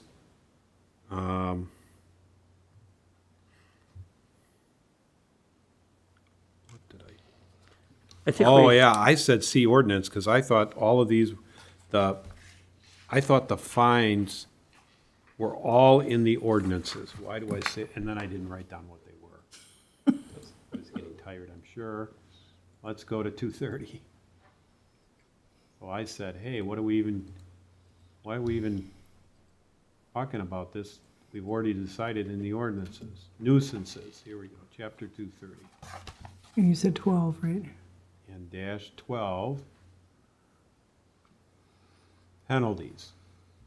You know, 250 or no more than 500? penalties according to the number of offense. First offense, a written Oh, warning. third. Did you read these? Oh, my God. Yeah. I read these and I'm like, what? The first is a written warning. The second is a written warning. The third is 250 to 500. And each violation in each day is a violation. And then it goes on to letter B, penalties for violation is in chapter 1, and it's like, well, wait a minute. Does A or B apply here? Right. Or both? This is just a bad ordinance. Well, Macy wrote it. Okay, we'll take it up with him. like he said, Yeah. Who said that? Well, I read this and say, well, what applies, A or B? Well, when you're on the phone with him tomorrow, ask him, write this down. John, you're on our nickel now. Explain this. Should we hold off on this one till you talk to John tomorrow? Oh, yeah, do we have a call tomorrow? I can't tomorrow. You have to do it yourself. Oh, okay. Do we have a call No, scheduled tomorrow? no, because, No, no. because we, Yeah, no, we don't have anything, sorry. Well, you could call them and ask them where our letter is, Well, I could do that. and then bring this up. The 24th, we have a call. Yeah, but that's too late. That's too late. Well, we could just say, well, it does say in letter B, chapter 1, 1 through 10 applies, so we could just leave them at 100, 150, and 200, right? Is that what we're gonna do? Everybody said yes. What were you guys taking exception to? Well, I was just worried about our inconsistent ordinances is what I was gonna take exception to. And- Otherwise, I would say, well, what is this warning business? They're Where did it say that? Look at 230-12, letter A. Oh, I hadn't gotten down to 12. I had only gone, Are abandoned and junk vehicles 150, 200, and 300? Yeah, is that the same as, oh, violations and see, felony. that's in what I was- zoning as well, isn't it? But it's also in a public And nuisance. it's also in public, it's in 3 different places. So you, So let's make sure that they're the same, no matter which one applies. Yeah, this one, we should just change the ordinance. That is. Get rid of A. Jim, put that on your list, your ordinance.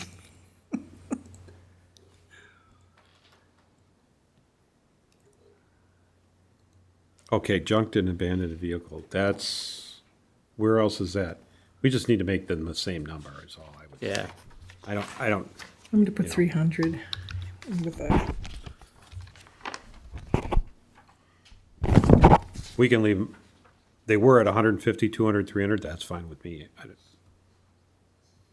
They are kind of, Yeah, it is a big piece of litter. Well, right, it's a junked. Well, it could be somebody's treasure.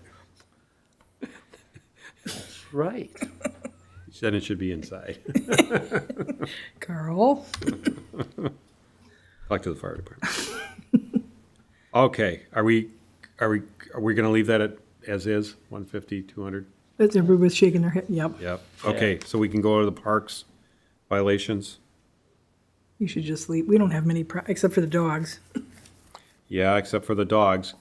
I had, the hunting, to me, was an issue, and fireworks, if it's $100 in the town park, but our ordinance says it's 1,000, shouldn't it just be 1,000?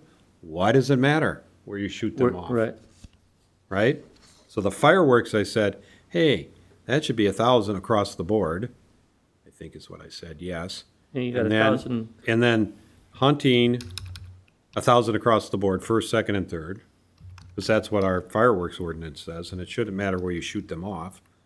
Hunting or firearms in parks, I suggested raising that just because we talked about discharging firearms other places, and why is the fine less? Because it's on public property? If anything, you should make it more. But I said, it should be consistent. So that's why I put that 500, 750, 1,000, which I think we stuck with. So I would say do that. And then damage to town parks, I increased that. That's a damage to our parks. Now, and that's know. plus restitution? If the court Would- order, would if they be- order it, if the municipal judge orders it, which is typical, they do. Okay. Because you never know what that could be. Right. Right, you don't know. Right. It could be $20 of damage, it could be $20,000 of damage. Depends on what they do. They dump a 55-gallon, Somebody mess up our playground set. That's Yeah. a lot of money, more than, breaking some little window or something. right, damaging the bleachers or something. Yeah, that'd be a better example, because I don't think we have any windows out there. Right. Or taking the bleachers apart and steal, remember we had that trouble Oh, too? yeah. Did we? Yeah, because they wanted to scrap out the, Well, they took almost a whole bleacher. They stole the bleacher. Honest, yeah. 2 years ago. Really? Yep. So that's why I put on the hunting, that's consistent with our firearms that Yeah. we talked about, I think. I'm Did we changing. Or did we lower our firearms? No, we kept that the same, the 500, 750. Yeah. And then on damage to town parks, I thought $100 was too So that's why I increased it to 2, 300, and 500. And then unauthorized sales in town park, that's an economic crime. I don't know why I put that 500. Maybe I should have put that at sales, at peddlers, 250, That's- 375. That should be about the same as the Yeah. peddler thing, right? Right, so we should, I would say, I'll lower mine, be 250, what did we say, 250, 375, 500 for peddlers and that? That would be the same. That would make sense Yeah. to me. I'm changing all the town to village. I just changed them all, just so you know. But the rest of these are other, you know, pretty minor violations. Any other consensus on that? I've been trying to lead and push here, so speak up. Okay, traffic. Those first three are statutory provisions. Right. I think they gotta be under the $100. I mean, the first offense has gotta be $100. Right? And then the only question to me is, 100, 150, and 200 to be consistent, right? Mm-hmm. And then the only other thing is regulation of heavy traffic. And there, I put higher amounts there, maybe they're too high, but this is like weight limit violations, where Yep. they actually tear up our roads. Right? So that's why I said, wow, they're tearing up our roads. They're doing it because they want to move And again, overweight items because they don't want to make 2 trips. Again, it's that Economic, right. They need a deterrent. To me, they need a deterrent. So that's why I went it up to 500, 750, and 1,000, because I could see real damage. And, you know, we post them and everything. Everybody's on notice. So, right, Karen? I mean, we do it Oh. every spring. Oh, truck drivers, and they all know that. They all know. That's not anything. So, I recommend that we go with all of your suggested numbers. okay. I like them. I second that. Jim, got any? No, I'm fine with that. Okay. Now we're on to vehicles. And I know this has been an issue in Vernon before. You know, the ATVs, snowmobiles. Oh, did you see those first offense? I'm all changing that, and the off-road. Did you do those state statute ones, all 100, you know, that unsafe driving, ice, speeding on ice, negligent of Yeah, op- 100. Okay, 100, 150, 200. okay, got it.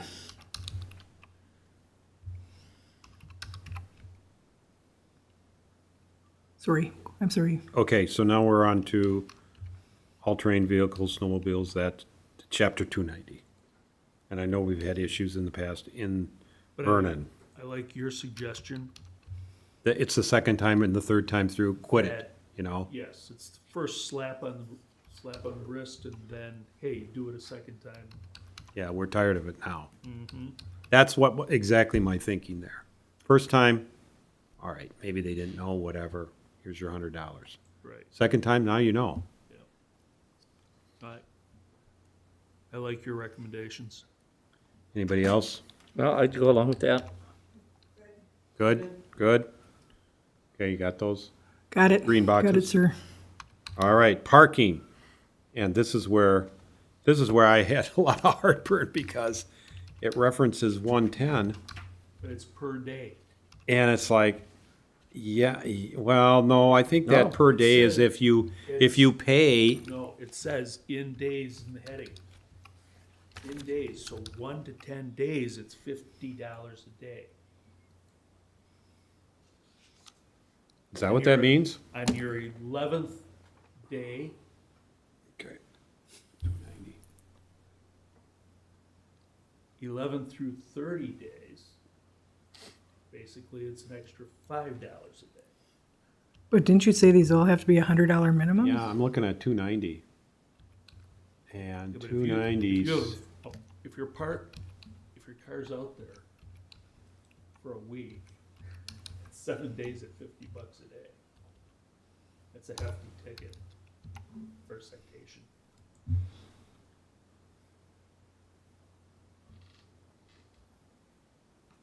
okay.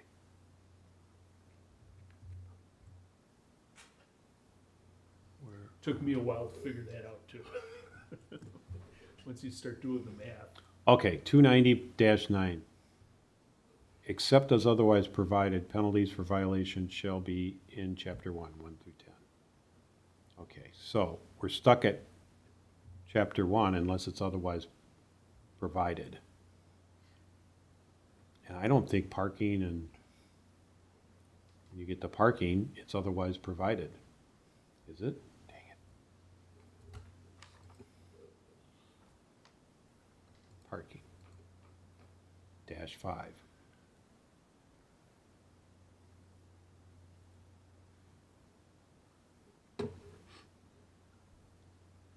Oh, I see what it says. Where is the violation? Night parking, I don't see any special Yep.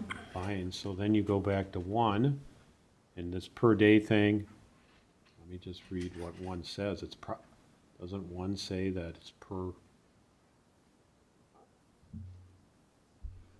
violation?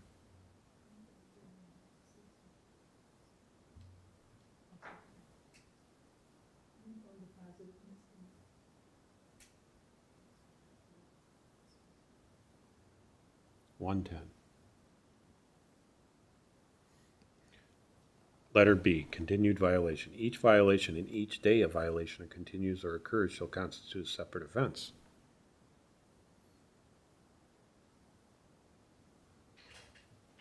So the way you read that, it's $100 per day? Yep. Yeah, that's where I had a lot of heartburn when I got to parking. Because $100 a day, overnight parking, commercial vehicle on the road for an hour or a minute, or, you know. Yeah, I went through the scenario in my head that the officer comes out, he writes a ticket, puts it on the windshield. He comes back 3 days later, Hasn't moved. hasn't moved, And there's this much snow in the car.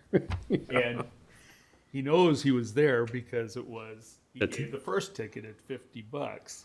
Now he's got 1, 2, 3 more days, another 100, now it's a $150 ticket plus that 50. So that's It's- the scenario I was going through in my head, but if the ordinance says it's minimum $100, And each day is a separate violation. It's $100 a day. that's, And that's where I had a lot of heartburn. I thought that was rather expensive for a parking violation. I agree. I'm surprised that under parking it didn't say something different. Issued a parking citation. Not since 2013. And boy, there's times the DPW, I was gonna say, especially talk to during John, wants to do snowstorms. it. Oh, Right.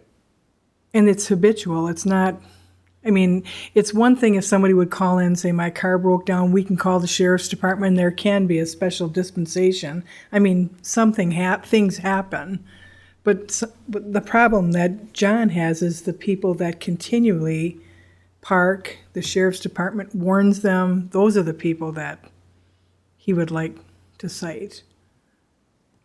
So there again, it takes a lot to get a citation. So maybe $100 is okay because they're not running around like the city of Milwaukee and they just go down the whole block, which is what they do. They get everybody routinely. So then it's snow emergency parking is what you're talking about with John? And commercial, occasionally commercial, because commercial trucks, commercial equipment causes a lot of damage to the roads. 'Cause So they're maybe you having- could change the days from 0 to 10. Maybe you could change your days if you're increasing the secondary fine. Maybe you could do 0 to 15, 30. I don't know. I mean, I can't believe somebody would leave it out there for that long. Well, sure, yeah, that's true, but I think that has to start at 100. If you want to increase it, if they're parked there for more than 10 days or 30 days, well, okay, increase it then. So I just circled 0 to 10 and said all these should be 100 under our ordinances as written. If you want to increase them for continual, I guess these could be, I don't know how to read that. Is this consecutive days or, yeah. Is it 10 days in a row or 10 days for the year? Or 2 years or 5 years? What is it? I don't know. I don't think you're gonna use this very often. Right, and $100 a day is pretty steep. So whoever's got the ticket's gonna definitely take it to court, or most likely. Yeah, I don't And the know. judge has that discretion then, Well, minimum 100 to 1,000. right, he has discretion, but we're saying that if the tickets are 100, I don't think he might be able to, hey, I got 10 tickets. All right, pay half of them. We'll call it even. I mean, he can dismiss tickets, I suppose. But I don't think he can say that $100 ticket, I'll pay 25 on that. I don't think he has that authority. I don't think so either. And that's an ordinance that maybe we want to look at, I and say they're reading it, I'm thinking $25. we're gonna wanna look at it, but Yeah. I don't know that we have any no parking signs anywhere in the village. Yeah, we do. Lots. Heather Ridge, all over, yeah, especially if there's a vision issue, there's a lot of no parking. Right, and they're Because by to me, those. that'd be the biggest one. I can tell you on Wednesday nights on Center Drive where it says no parking because there's not enough parking in Heather Ridge, so that they are parked all over where there's no parking signs. Because there's no place to park. Yeah. The parking lot is not big enough for all the people, At the park. right? But are there signs there on that? Oh, yeah. I don't remember seeing the signs. I know the rows of cars I've seen Center Drive, it's no parking, it's, behind the baseball diamond. Right. The far diamond from the park entrance. Right. They park on Center Drive off to the edge there. Right. And it's That's full of not because dogs. there's no parking, that's because that's the they're lazy. diamond that the kid is playing on. Yeah, that's It's because right they there. don't want to walk. and it's hard for Grandma and Grandpa to walk 3 miles out. Right, right. Right, there's that and the snow emergency parking, Right. but there are ordinances and snow emergencies being called, so. And there's no parking signs around fire hydrants, like in my subdivision, there's no parking signs around those. And on That's River Oaks, interesting. I was gonna in say River we don't Oaks, have there's any gonna be fire no hydrants either. temporary no parking signs. Oh, yeah, for, yeah, like Well, Rumble, there's- Rumble on the Where hell do river. you get your water for your fire hydrant? Where do you get your water for your fire hydrant? It's Fire an department in-ground puts- cistern, Cistern, the fire department puts it in there. but that Rumble on the river, that's a good, That's a good example. yeah. Well, there'll be temporary no parking signs on River Oaks subdivision Because, by request. oh, they've had a ton of trouble there, Yeah, tons. Massive amount of trouble. Goes all the way past the cemetery, they park them. yeah. It wouldn't That's a be, county road. The county Yeah. can regulate that. So what road are we taking? all the subdivision roads by Rumble, right? Yeah. Yeah, because of all the trouble those residents have had.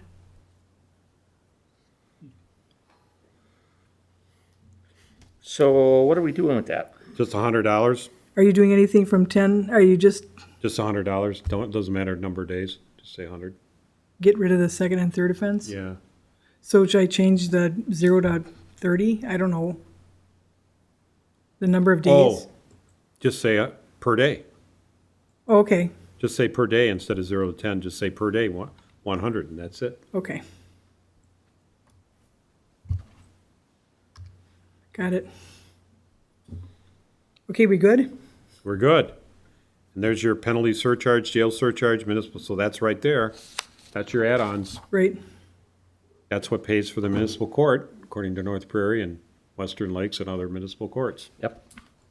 And then we've just put a little caveat as amended by administrative code or state statutes. Yep, right. Beautiful. I didn't check the time. What was that? It's 9:15. What time did we start? 4 o'clock. About an hour and 15 minutes, right? Yeah, something like that.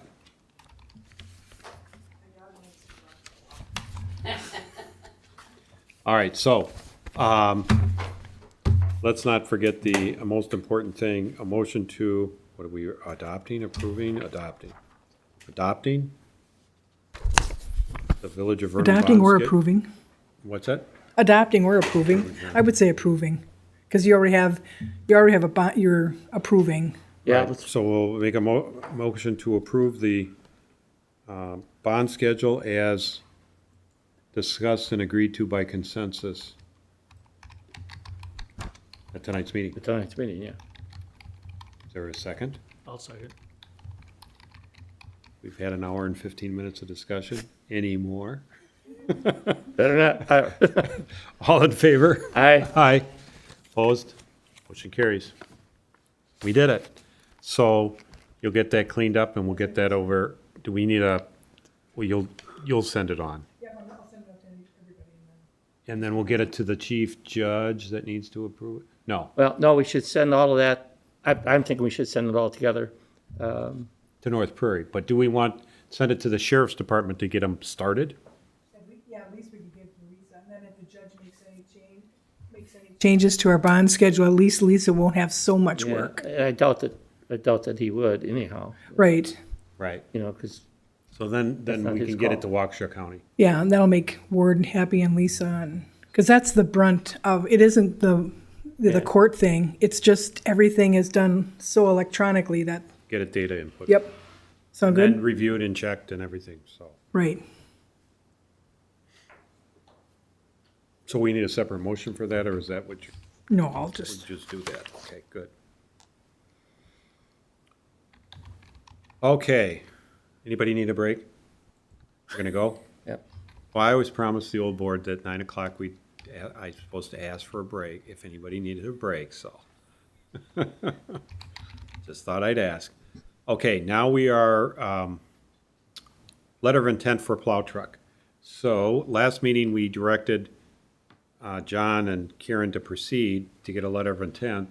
In the meantime, Lakeside, sent over not a letter of intent, but an actual purchase order.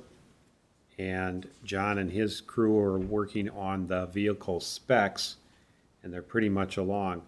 One of the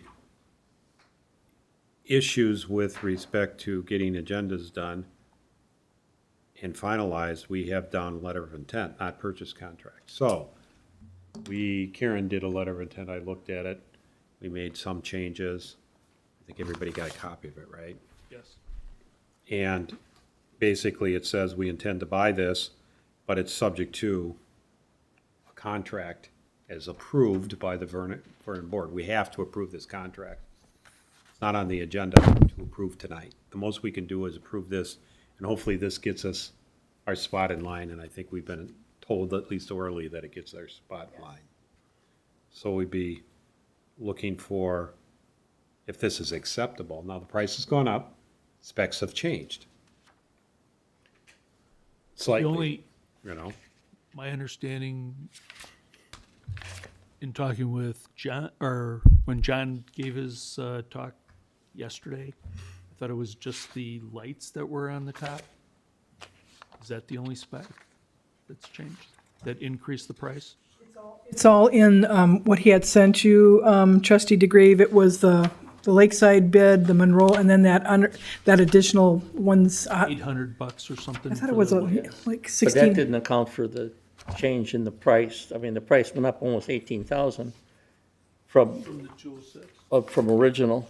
Oh, yes. I know Yeah, that. and that was, yeah, but that was an estimated from 2018 price, right, but and, yeah. and that was partly due because of the increase in steel. But this is at 206, the letter of intent's at 208.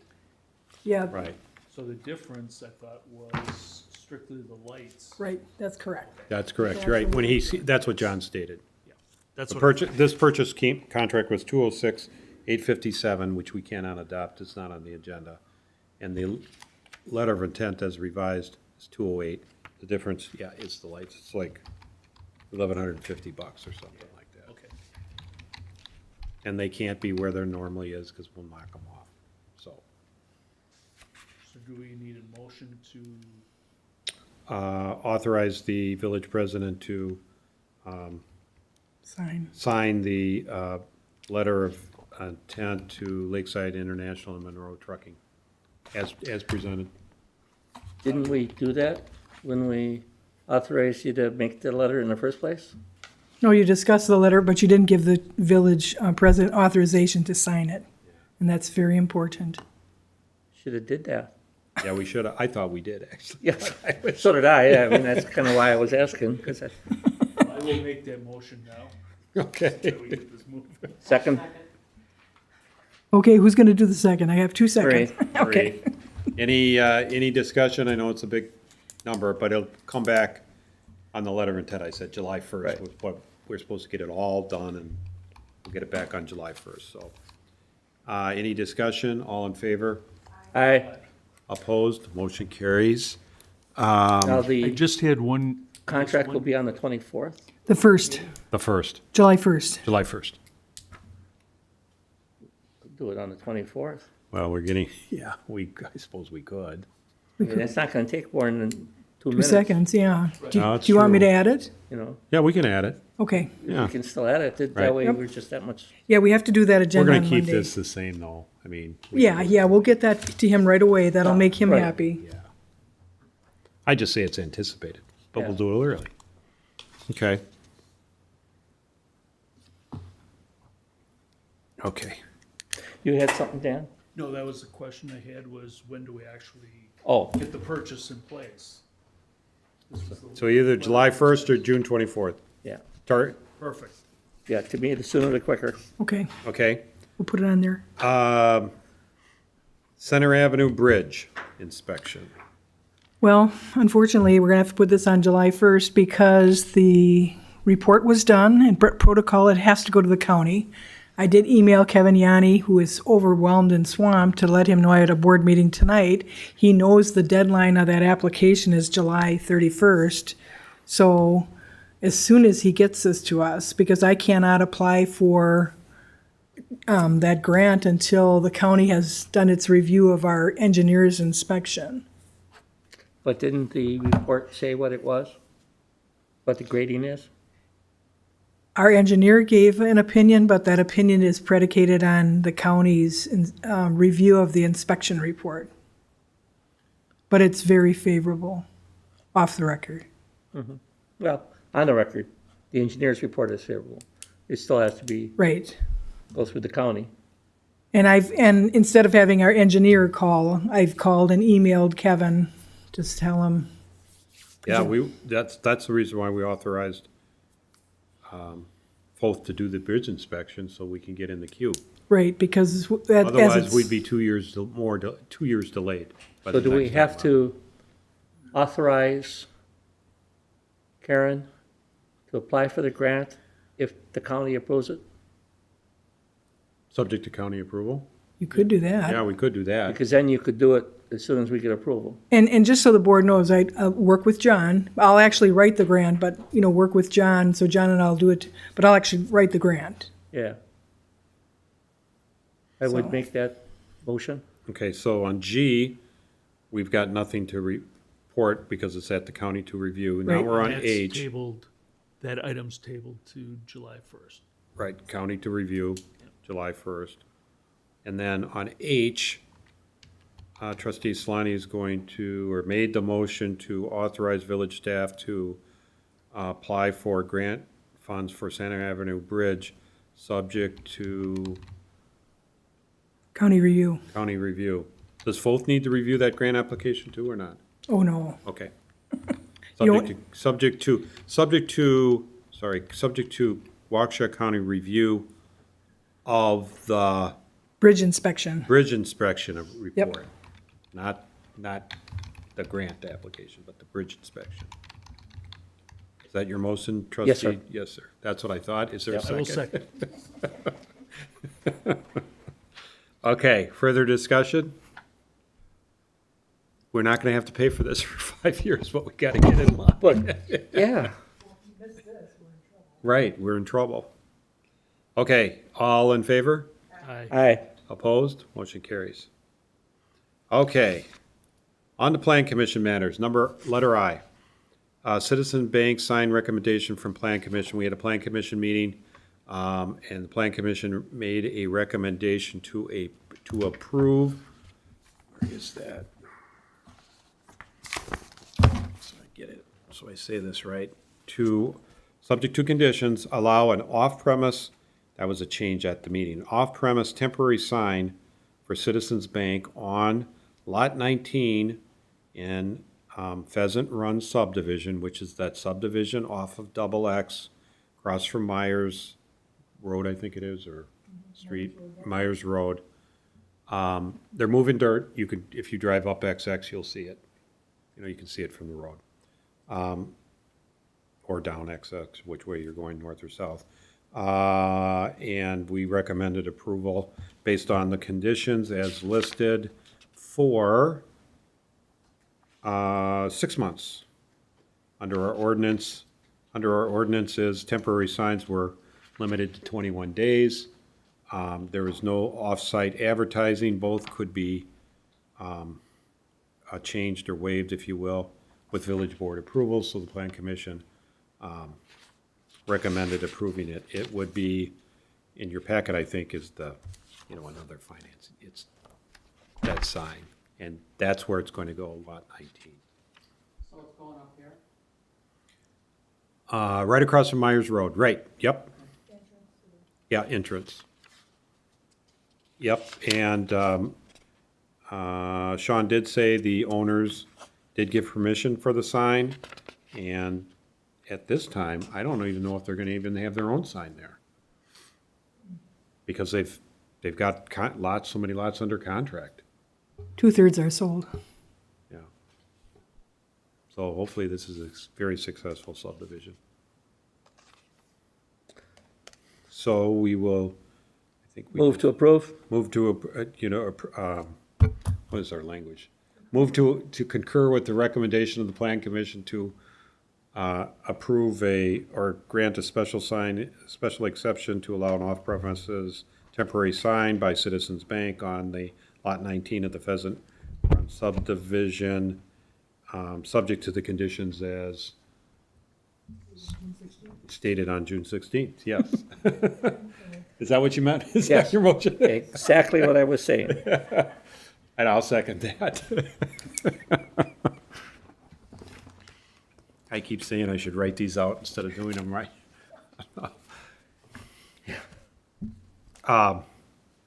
Any discussion? So it's really, you know, you see what the sign's gonna look like. It's pretty common in subdivisions. Yeah. We, on the plan commission, had the occasion of really reviewing that sign ordinance and said, this needs to be on our list of things to change, you know. So, that was the other outcome of it. Any discussion about this sign? All in favor? Aye. Opposed? Motion carries. Citizens Bank will be happy. Chapter 125, Building Construction Ordinance, the one that we've been fighting with the Yeah, state. this is to make everybody happy. It has gone back and forth with the building inspector in the state of Wisconsin, and the only thing that's left on this is legal review. So, a motion to adopt it subject to legal review? That's what would be appropriate. Right. And would make Vince's life very happy. Right. And we've talked about this ad nauseum at staff and how everybody, our legal counsel, not just Macy, but municipal lawyers around the state think they're wrong, and And at one of our meetings, we changed this priority from a 3 to a 1, because we need to get this done. Right. yeah, that was at the staff meeting. Remember, we have that list of ordinance Oh, and that's what it priorities? is, yeah. Started with electrical Right. and then escalated. So, Did you make that motion? So I'll make that motion Okay. to approve Subject? chapter 125. well, how about an ordinance V 2021-06? How's that? Well, that'll work better. Yeah. Subject to legal review. That's what I heard Jim That's what I say. was trying to remember to say. Subject to legal review. Got it, Jim. Is there a second? I'll second. Second by trustee Dashik. Any further discussion? Talked about it at length, as we've said before. Yeah. All in favor? Aye. Opposed? Motion carries. And now we are on another Plan Commission item, letter K, ordinance priorities from Plan Commission. We did discuss these somewhat at length at Plan Commission, longer than I thought it Yeah, would take. And the bottom line is, the Plan Commission did recommend to proceed, subject to budgetary constraints. I forget exactly what the motion was, but, Right.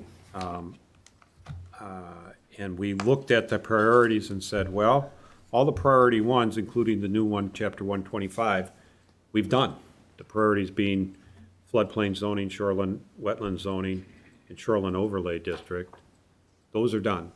And now we've got Chapter 125 done, subject to legal review.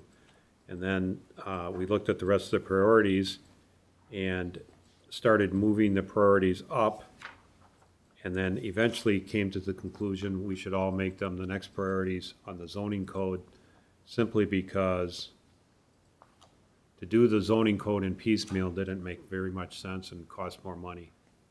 And we were going to look at the budget. We got a cost estimate from Foth. It's hard to But, get cost estimates for legal, and I don't know that we have enough budget money in 2021 to finish, but we could at least get started, and then keep in mind during our budget process for 22 that we need to budget the rest of it. right, because we really don't have any money. We have no legal money. If we're at 40-some thousand of expenses from May, And we're already over on the cell tower litigation. Right. Over the insurance reimbursement amount. so some will come off of that, but if we're at 42,000 out of 65, we do have some money in planning and zoning. If we could wait just for one more billing cycle from Foth and from, I'd be in a better position. You really do have some money for Sean to start. You just don't have any money for legal review right now. does Sean have to do these?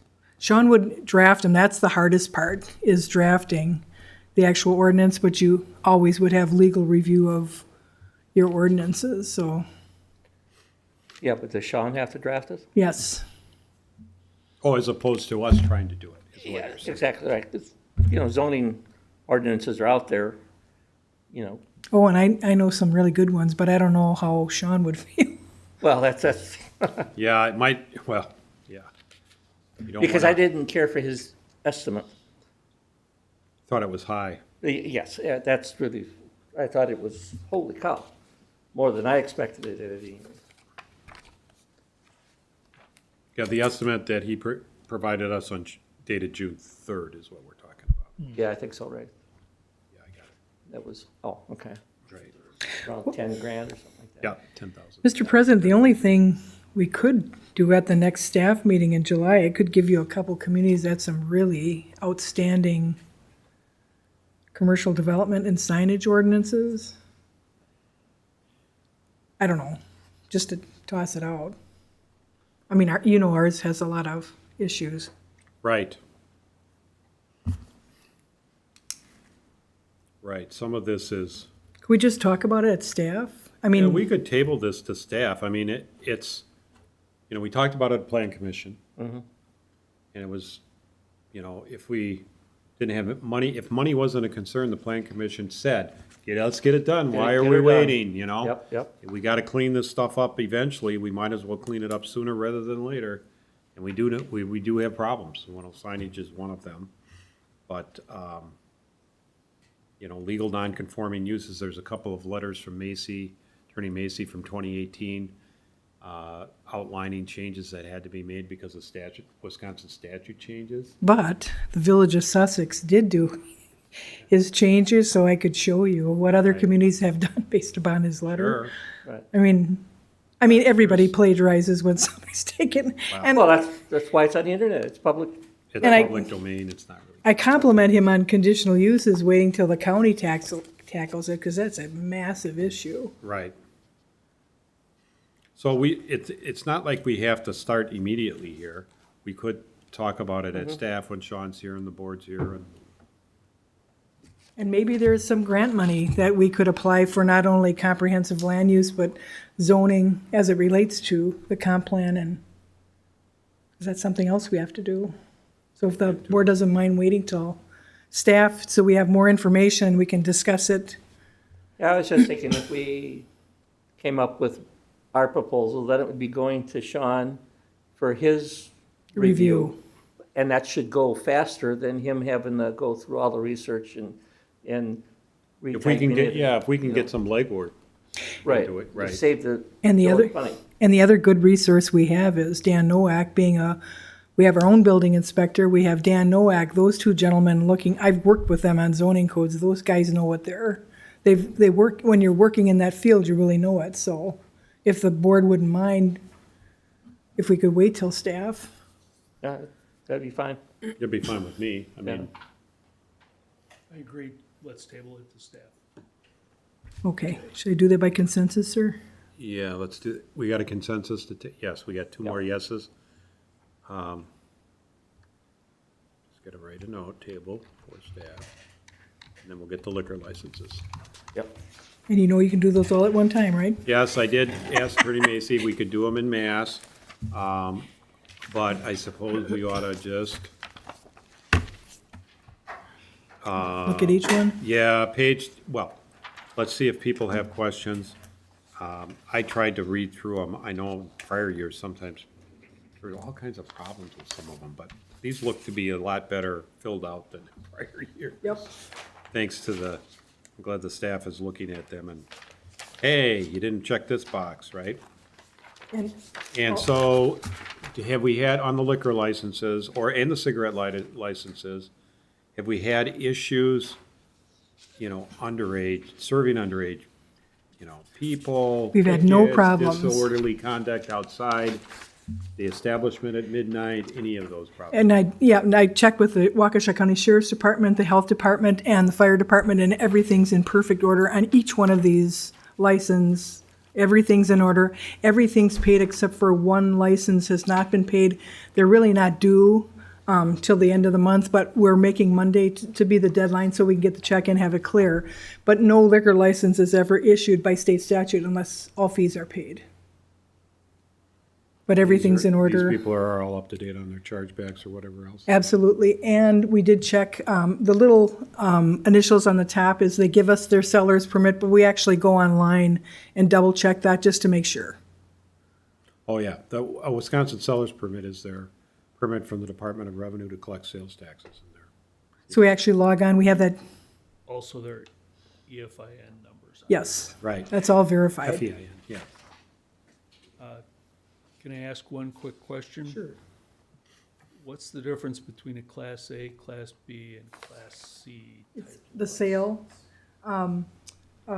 like say, your Class A and Class, that's more retail, where, Class A is? yeah, yep, Okay. Class B is serving it? Class B, I gotta go back and look. Class A, Class B is, they're not selling, they're serving a drink. They're not selling. Okay. And then Siege is a special license For that, wine? no, that's just beer only. No, there's. Oh, New Era, Class A yes. Beer, Class. Yeah, that's the B beer, wine, And then yep. Class C wine. Yep, that's the New Era. They sell, they can sell on the internet and they can distribute, they can do like little wine demonstrations, Oh, okay. but they don't sell it, they demo it. And then Siege was, a special beer license for a recreational establishment. He can only sell beer in his establishment. Oh, you were saying New Era? New Era is, They don't have Class C wine. they have, They have Class A liquor. right. That was checked by the state of Wisconsin. So That's what he needs to do. In his vocation. okay.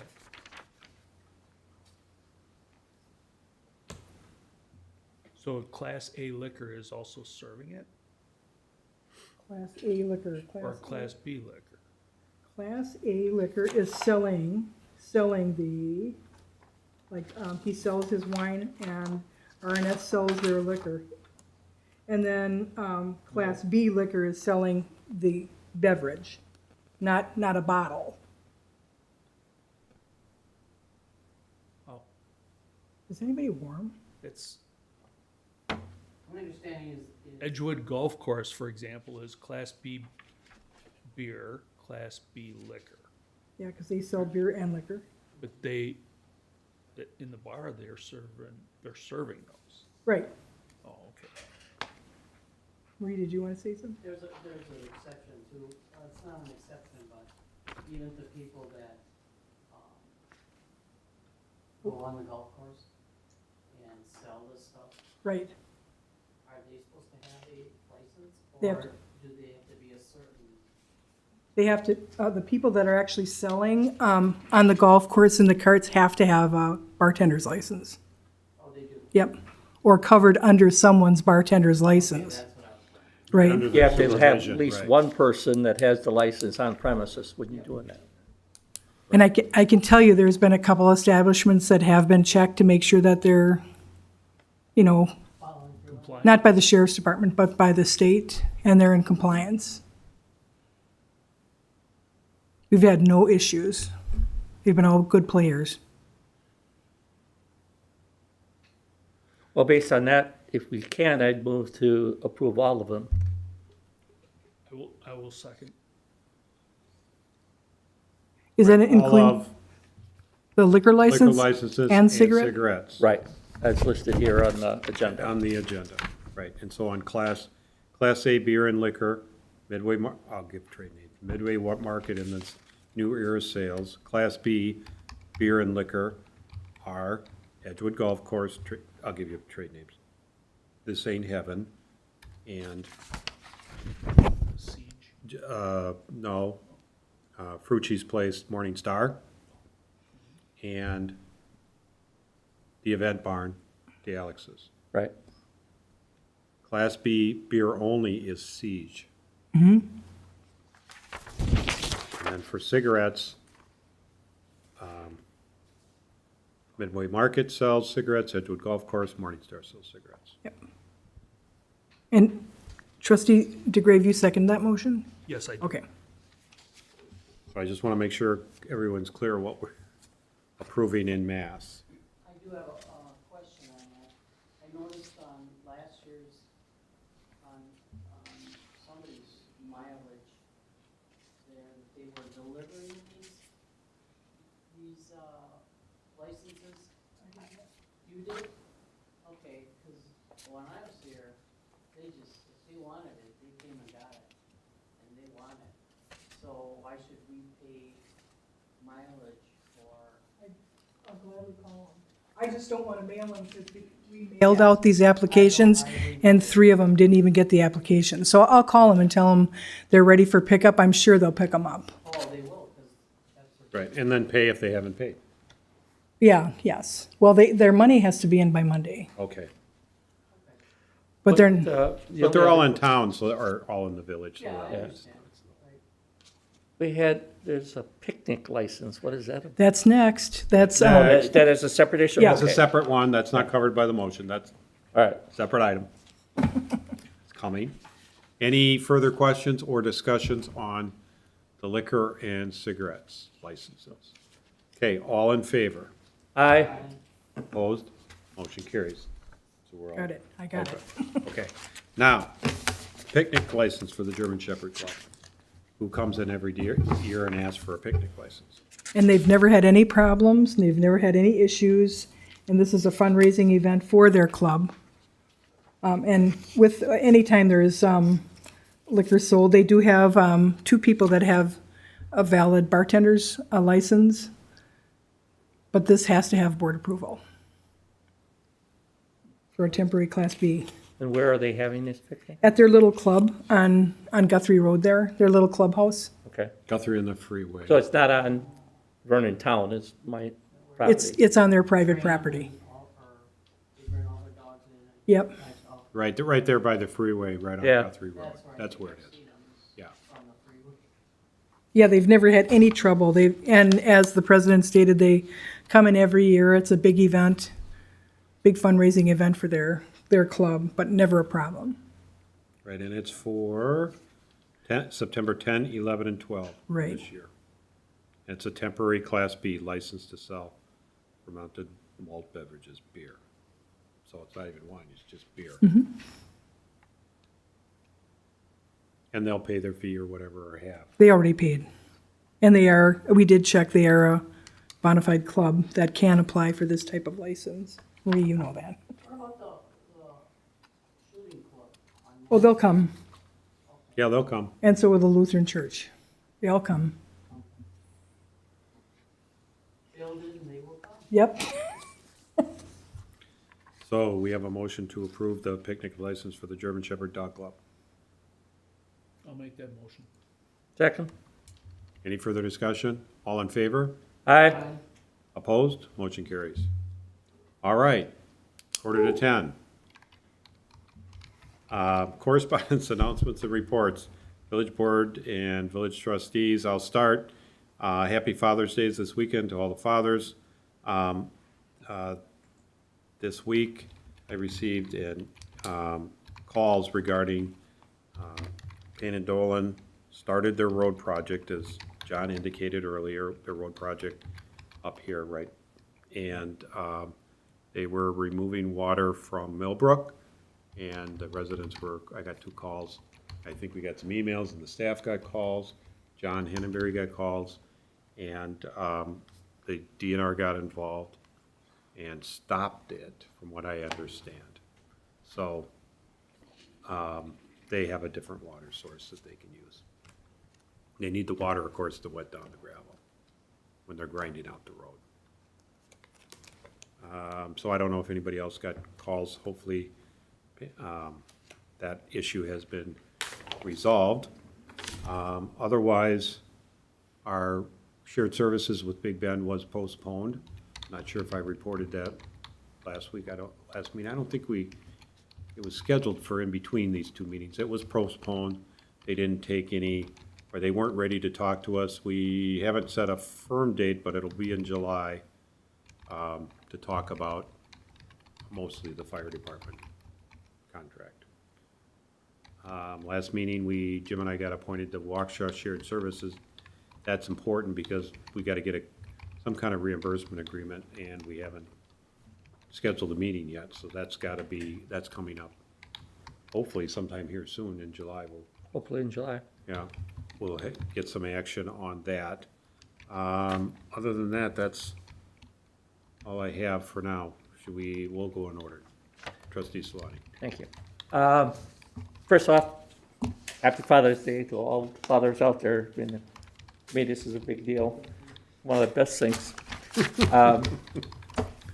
Aside from that, I haven't any complaints or calls this month from any of our residents. So I'd like to just comment on the Human Resources Committee, where we're at, where we've got a proposed version of the employee manual that I have to give to the rest of the committee. I just finished updating it today, and so I'll be sending that off to the rest of the committee to get their input, and then we'll be looking to submit that to the board for approval, or adoption, I should say, because it'll be the first one under the village, along with a separate safety manual, which we didn't have, which we have completed, and I've given it to John Henneberry, DPW Director. He's already reviewed it, given me one suggestion to it. I updated that, so that's ready to go to the board as well. And then I have a third manual called the Supervisor's Manual, which is brand new.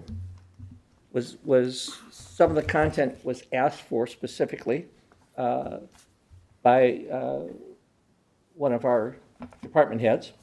And it primarily covers the hiring process, the onboarding process, bringing somebody in, progressive discipline, how to implement progressive discipline, specifically the verbal warnings, the written warnings, the potential suspensions, final termination warning and termination itself. Those issues, how that's to be done, how each one can be done each step can be done more than once. You can skip a whole bunch of steps and go right to the termination if the infraction is severe enough, and making mandatory and how to do it at a minimum, annual performance reviews. So there's a whole section on performance reviews. Now, I say at a minimum, somebody just coming in under probation should have a performance review, a formal performance review at the end of the probation period, where you document whether it's a yea or an nay and any suggestions going forward. And then when I say that at a minimum manual, I mean, if the guy changes, if the person changes positions, you know, gets a promotion or something like that, well, then you should have a performance review just prior to the promotion to help justify the promotion in the first place. And then when we say employees, all employees, supervisors, department heads, as well as general staff, you know, is total encompassing that. So those three manuals, I expect to have done and ready for present to the board probably by our first meeting in August. Yeah, I think they're all in pretty good shape right now, and they just have to allow especially our HR people that we have on the committee, which are two of them are just outstanding, you know. So they usually go through it with a fine tooth comb, so I think we're in pretty good shape. None of these have gone to our Labor Council. Labor Council yet.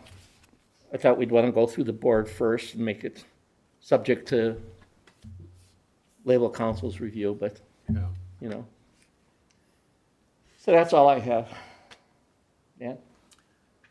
Thank you, and happy Father's Day. Yeah? I want to basically say I think you're doing a great job on the Human Resource Committee, and I'm looking forward to seeing We got some good people there. So, I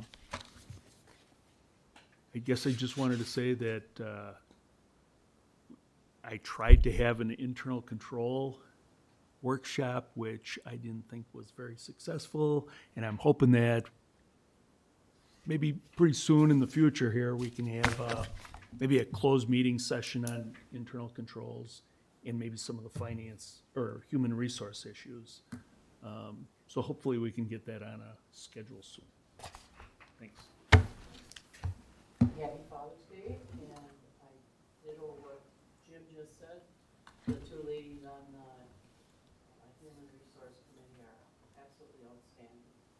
So they're moving right along, and we've done a lot of work, and Jim has done a lot of work, so that's where we're at right now.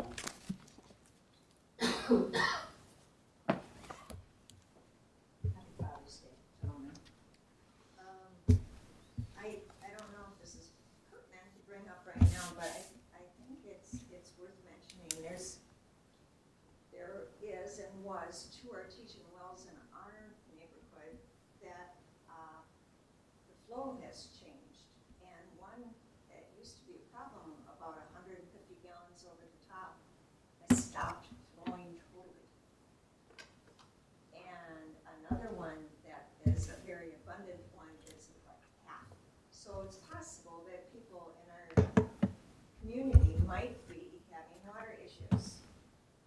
Their wells may be dropping, their water levels may be dropping. So just maybe someone out there is interested in hearing this information. Yeah, I heard about that one that was Long Source. The problems just stopped. It stopped all of a sudden, Well, it's been slowing down, right? But when it totally dried up, I was surprised. I actually talked to the owners. I says, did you valve it down so it, you know, it had to stop? And they said, no, it just stopped flowing. Water, underground water. I thank you. Is that it? That's it for me. Karen? Oh, I just Wanted to state just for the record that I did not ask for a disciplinary manual. I don't want my staff, they watch these meetings. That wasn't me. Just want to let you know. The other thing, unfortunately, I wanted to report to the board that over the last 2 weeks, I've received 192 phone calls on complaints for refuse and recycling. I've asked people that are really angry if they want to talk to you. I sent out 26 emails to our route managers and their bosses.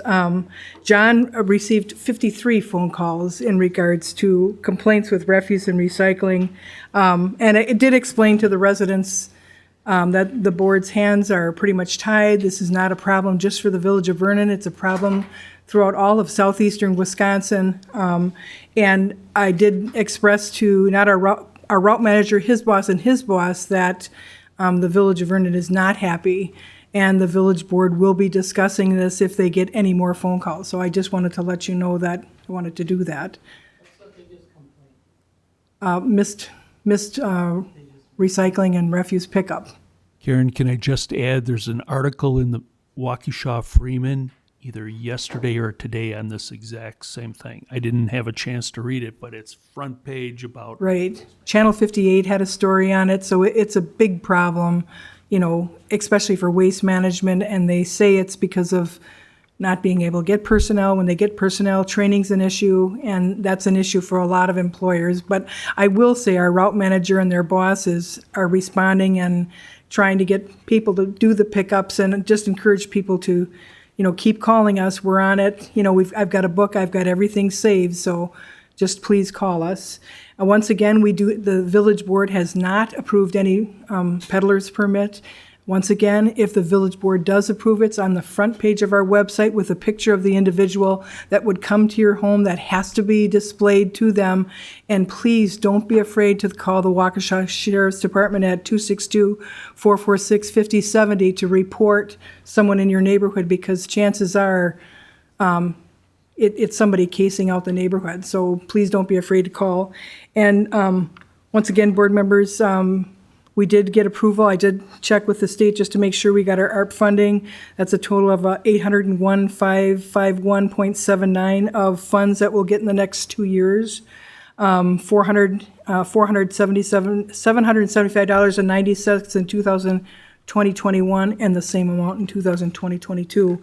And President Fortner and I did attend a stormwater seminar on mapping, and I have 2 stormwater seminars on floodplain mapping, and I also attending a seminar for more additional funding through FEMA. And that's my report. Thank you, and I also received some of those garbage complaints. I think I forwarded them on, but it was mostly failure to pick up recycling. But what I've been telling residents is, if necessary, we will pull that contract and have a meeting and performance review and have the company come down. It's what we can do. We have a contract, and there are provisions in there about service. Right. So, I just wanted to let the people know that board members are aware of the issue, and we'll review that contract if the complaints continue. right. They're That's not gonna- something. Yeah, if we get another rash of complaints, we're gonna have to. Right. And it might be a special meeting with the company here. The only dispensation is, I will say, they are trying desperately to get out there the next day to get it fixed. Otherwise, it probably would have been on this board agenda for you to discuss possible action. But just so you know, the DPW director, my staff, and I are all monitoring what's happening out there. Right, and we do encourage people to Call us. call us. Call the company and call us. Right, both. Because that kind of information, if we do have to pull the contract and review it, that's all important information, Oh, absolutely. documentation. That's it, Mr. President. Thank you. Waukesha County Sheriff, the guys were in here. Yeah, and they mentioned the peddlers being a problem. So, Right. And those reports go on the website, Mr. President, Right, and those are on the sent to the website. board as soon as we get them. And on the DPW, the schedule, I did mention it earlier, I think, the scheduled road projects have started. I mentioned it in my report about the water issue out of Millbrook, and the pickup truck over at the fire department. I haven't heard from John. I meant to talk to him about it, but I I know the fire chief did say anytime they wanted to pick it up, So, can be used in the parks this summer, right? at least. Finances. Accounts payable, June 17th.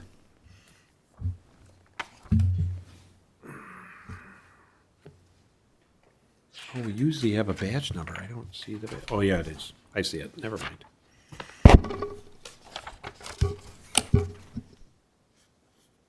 So we're looking at badge number 2021-0617 for $101,577.23. And board members, I just wanted to let you know on those two, the one from We Energies and one from Spectrum, there was an automatic button. If you hit your browser twice, it paid automatically. We did change that, so that will never happen again. Just so you know, when you do those, if you hit your browser twice, so we have a browser control. So we prepaid our July bill is what they're Right. telling us. Yes. Well, no, your June bill. Our June bill. Right. Sorry. Yeah, but you've got the May bill in the packet.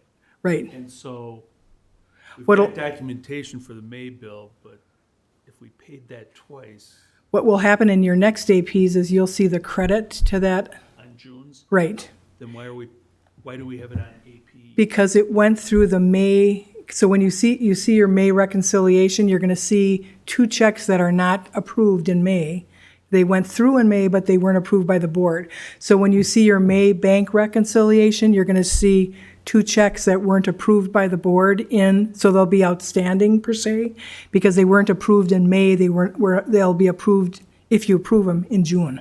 Remember, these are ACHs, and these Yes. ACHs have already been, So is this money gonna go out again?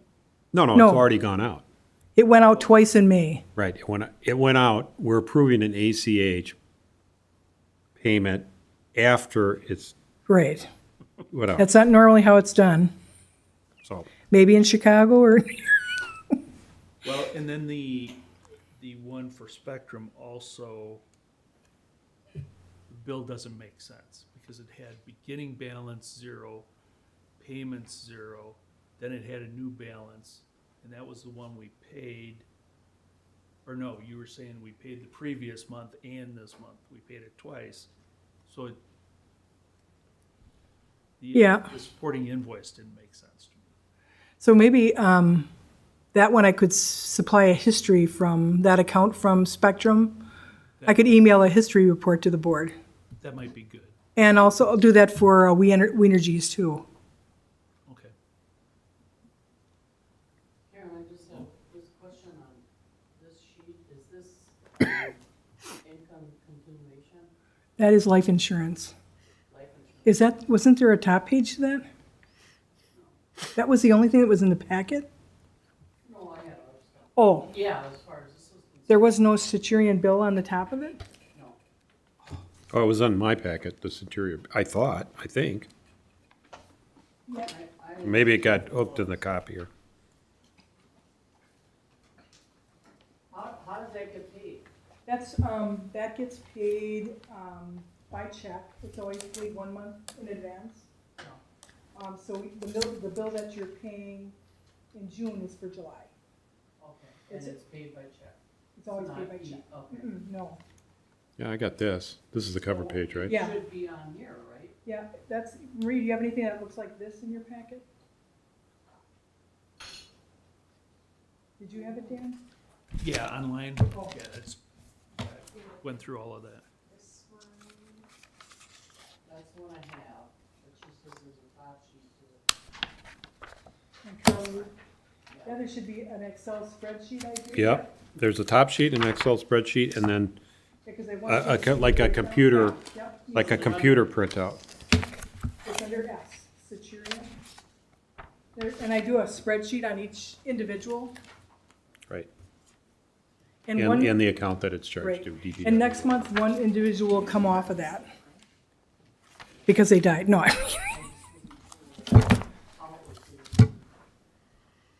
Any other questions on why they're looking at that? No, the only other one was the one from Marsac.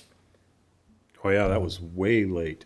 that was What in, was that one for? that was the review, that COVID stuff. Remember back in November? Oh, that, holy cow. Yeah, that's what I said They were too. sending it to Two- my old email. Two holy cows I got was the amount and Yes, yeah. 6 months. 'Cause there's, Yeah, yeah. In November and January.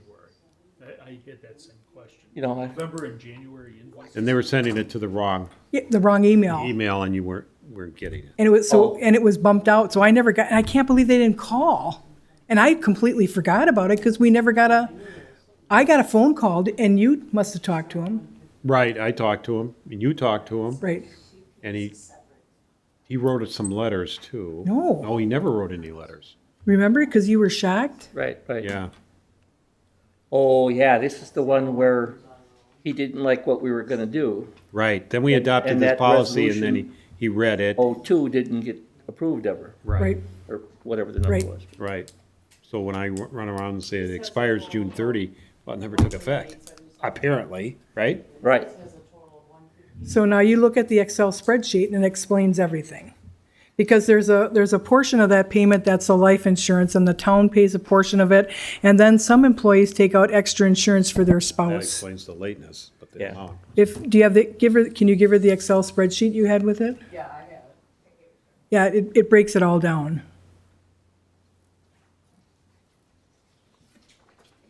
So it's the 1936. I know it's not a lot of money, but what is Security and Financial Group? They're looking Oh, at that right now. that's what they're talking about. That's what they're talking about. That, The life insurance for one board member Yep. and all the people that have life insurance. When I looked at this document, it just, Yeah, it's confusing. good, Marie? Maureen, did you get it figured out? Yeah, I just have to check to make sure that the, check was for the 158, was it? 158.13 I have on my list. Okay? I have one other question. Occupancy bond to Aspen Homes. Documentation, it looks like they paid 525. We We're keep 20 reimbursing 500. Right. We keep 25 for administrative costs Oh, okay. on all occupancy. You know, we don't keep I didn't anything, know why there was the difference. we don't keep anything on culvert bonds, and we keep them for 4 years. Occupancy bonds, we always keep $25 no matter what, and they come in and they come out. Which is, you know, kind of, I mean, you have more maintenance on a culvert bond as far as administrative costs, but just We think should about write that down and put it on our ordinance. list. yeah. You know, there are costs to process the paperwork. I Right. guess. So, and I mean, we're if- allowed to recover those costs. It doesn't seem Can't make a fair. profit, but, right. I mean, John's, because he's constantly going out and inspecting, and there's Yes. no administrative costs at all on a culvert bond. And occupancy, there's an automatic $25, but it's the building inspector, my staff, you know, there's a lot of people involved, so just to think about. $25 doesn't cover it either. No, You know, Well, it's been that way for 100 years, that's why we should look at that. but that's staff. Right, how much time does really, right, at staff, how much time does it really, because Macy will say, I'll tell you what he's gonna say. You can only cover your costs. Right, but 25, And then you have to know what your costs are. right. Wow. yeah. It takes more than an hour of staff time. Well, and it's been that way, God, Marie, how long do you think? Occupancy bonds, the $25 forever. Yeah. It probably was covering costs back when it was first put in Right. place. Yeah. I mean, we're on AP, so I'm not segueing. Yeah, we're stuck on we're talking about an occupancy bond refund on payables. So do we have a motion and second? No, We no went to motion. We went right to discussion. Any further discussion? Otherwise, I'll make a motion to approve batch 2021-0617 in the amount of $101,577.23. Now is there a second? I'll second. Any further discussion? All in favor? Aye. Opposed? Motion carries. All right, where are we? Manual checks. And, We have the two steel checks. yeah, okay, so let's get.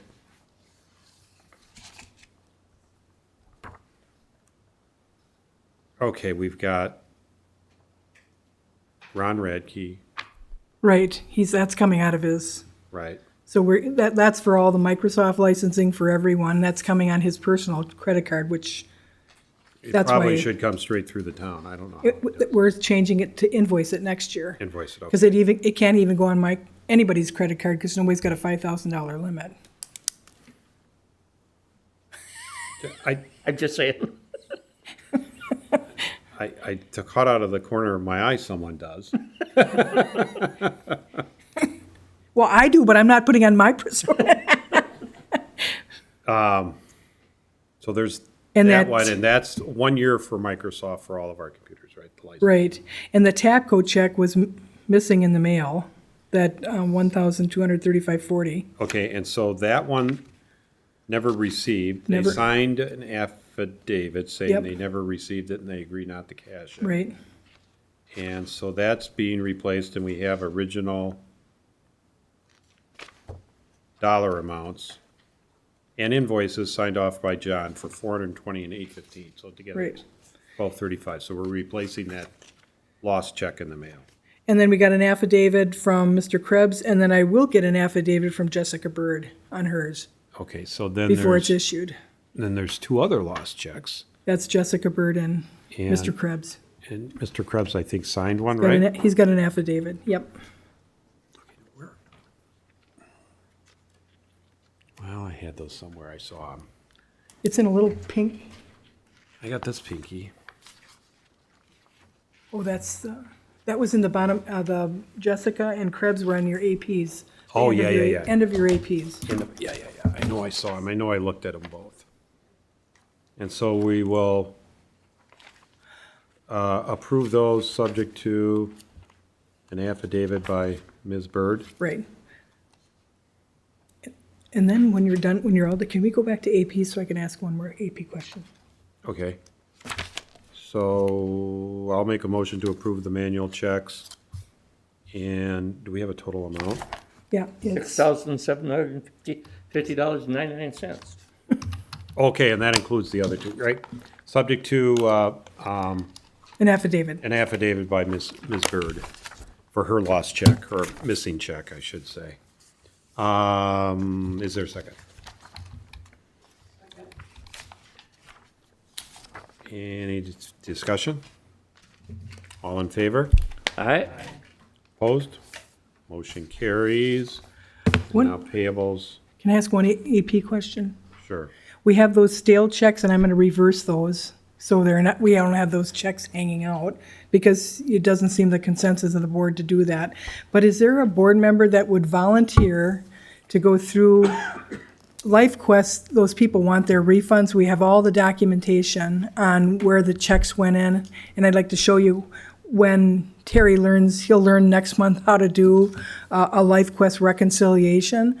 But is there a board member that would validate those checks with Terry? So at a board meeting, we could get those out because all the documentation is there. I just would, those people really, some go back to December. They really want their money. So is there a volunteer or? Thank you, Dan. I was going to volunteer Dan anyhow.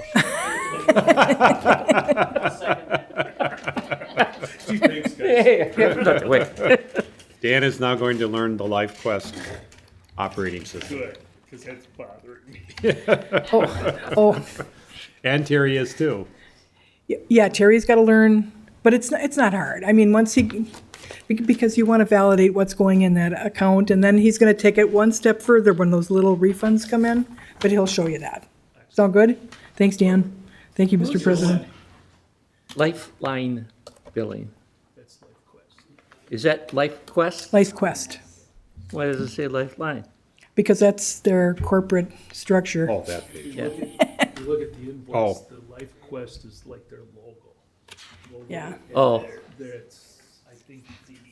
DBA or something? Yeah, they have like 7 of them that are all part of Lifeline, but they're all wherever they are in the country. Okay. Yeah. I was looking at that.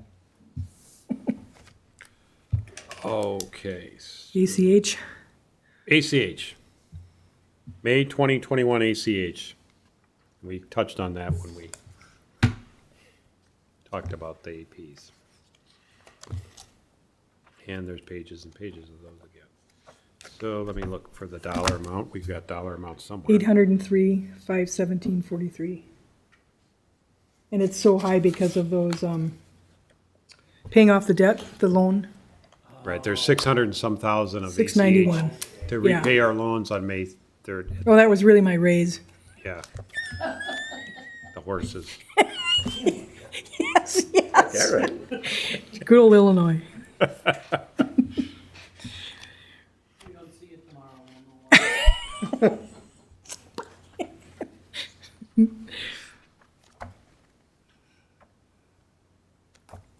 So we're looking for a motion, I already forgot the number, to approve May 2021 ACH transactions in the dollar amount of 803, 517.43.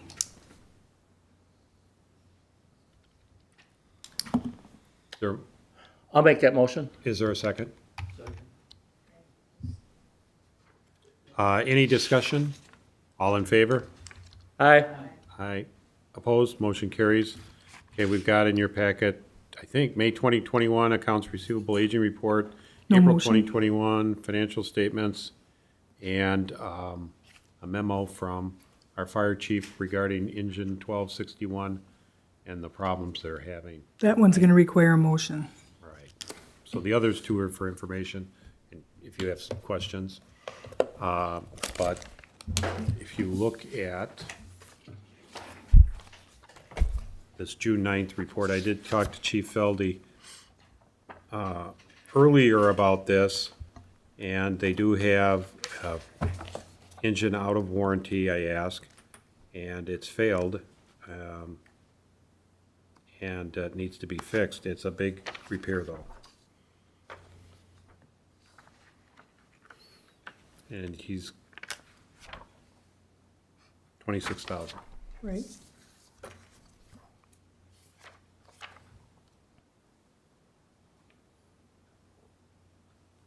And he's got a memo of what it is. This is what he told me. Obviously, I have no idea without taking apart the engine like the mechanics did. I know the chief did say they're checking to see if there's any type of warranty, but worst case scenario, he really needs approval for this amount to get the equipment running. Yeah, it doesn't run. It'll sit there without this being done, is what I understand. Right. And not available for service.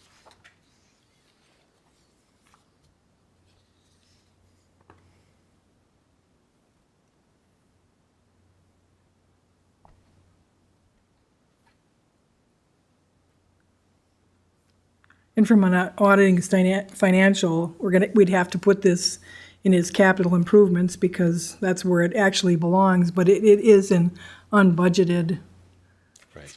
expenditure. The only saving grace is the 404,000 we're getting from the state. I don't, at least we have some cushion there of money that we never even thought we'd get. Not that, I have to see restrictions, but I have not heard that there is any restrictions, but it is an unbudgeted amount. 26,000.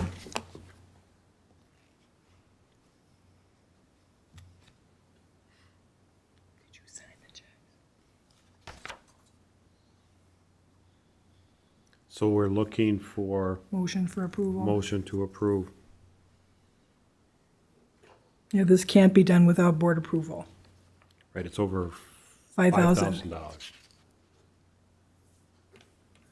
We even tell staff, even if it's close, if it's out of respect for the board, even though it's budgeted, sometimes out of respect for the board, it's good to, even if you're putting it in APs, to really let the board know, this is budgeted, but this one is not.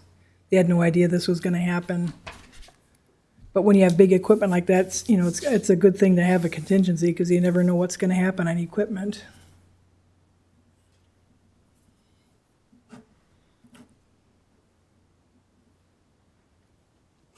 Right, that's why you have a Yeah.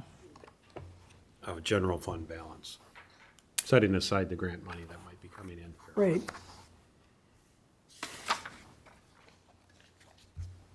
Questions? I mean, I don't know that much about it, I mean, other than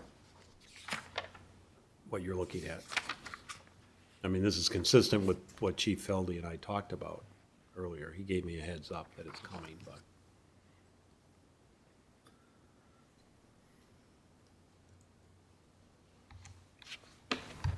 What year is this? You looking at? Oh, it says date in service August 31, 2015. I thought it was older than that.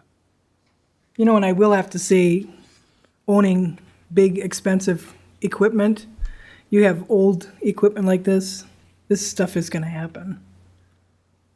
Unfortunately. Right. Cummings is a good product, though, but it's old.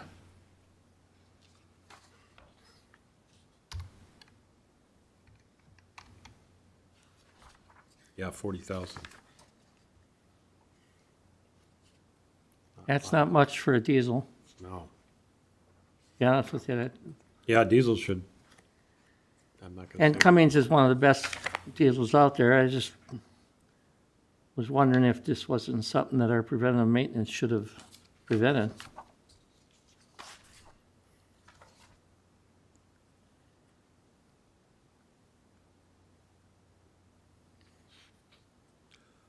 I wonder what, Or are you thinking I think they're pretty good about getting preventative maintenance. Maybe it was missed by an earlier mechanic. well, did you see the total reconstruction of 45,000? Yeah, You just well- wonder, It says engine recondition. you wonder what the weight of a recondition over a total reconstruction would be. But I mean, there's not a difference there with what you just said, but there's a $20,000. just doing some of the, just doing some of the fixes that you were Oh. talking about, replacing the turbo or, yeah, those numbers, they're high, but they seem in line with what I've seen but 26,000 for a reconditioned engine, that's probably pretty much right on. If that's what you gotta do, tear the whole engine down Right. and rebore it, new pistons, lifters, whatever.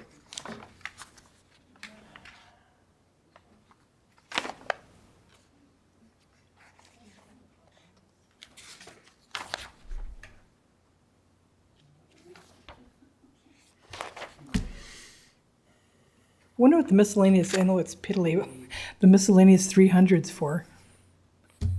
Because you see on Shop page, supplies. Yeah. it says 45,820.51 Shop quoted. supplies, 150. What's the difference from a recon engine to a, That's a fully reconditioned engine. That means you take the whole thing totally apart. so this is just like a partial for the 26? Yeah. Oh, The okay. rest of it is just fixing pieces parts. And you Okay. don't tear the engine down.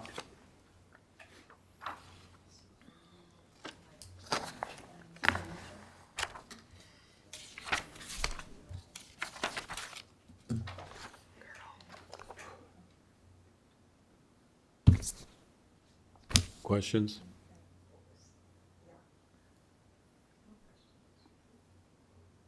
Bree, Dan? Really you're really relying on Feldy and Cummings, Cummings. Alex said he'd come down if you need him. yeah. Does Alex need this engine? Desperately. Yes. Desperately. This is the fire engine, Yeah, one of the fire. one of the engine, yeah. Yeah. Yeah. And You're ready to go tomorrow. replacing it, this is only a fraction of the cost of replacing that engine. I mean, that whole unit. I mean, a lot of times, you're dealing with a car, sometimes it's better just buy a new car rather than screw around fixing the old one. On these babies, do we know when he had this one scheduled for retirement? I do, We'd have to look, but yeah. I mean, if it's like next year, that'd be totally different than, So this vehicle's only 6 years old? that's what I'm thinking. If it's only got 40,000 on it, that's not even half a normal lifespan for it, you know, type of thing. What year is that one? It's engine 1261, 2031. yeah. You better put the 26,000 in. Then let's go ahead and get her fixed. But we'd authorize the village president to sign this, not the fire chief. For the quote of 26,000. Yeah, Oh, yeah, I guess that's right. I'm gonna have to scribble my name down here. 2031 scheduled for replacement, right? So they wanna get 10 more years. yeah. That's what we're So paying. it's half its life, damn. So actually, mileage-wise is really pretty good on it, Right, you know. Right, absolutely. But then that 6 years in means, service. to me, means that either our maintenance wasn't sufficient or it was a defective right from the start. It just finally caught up with us. And past warranty. That's how it caught up with us.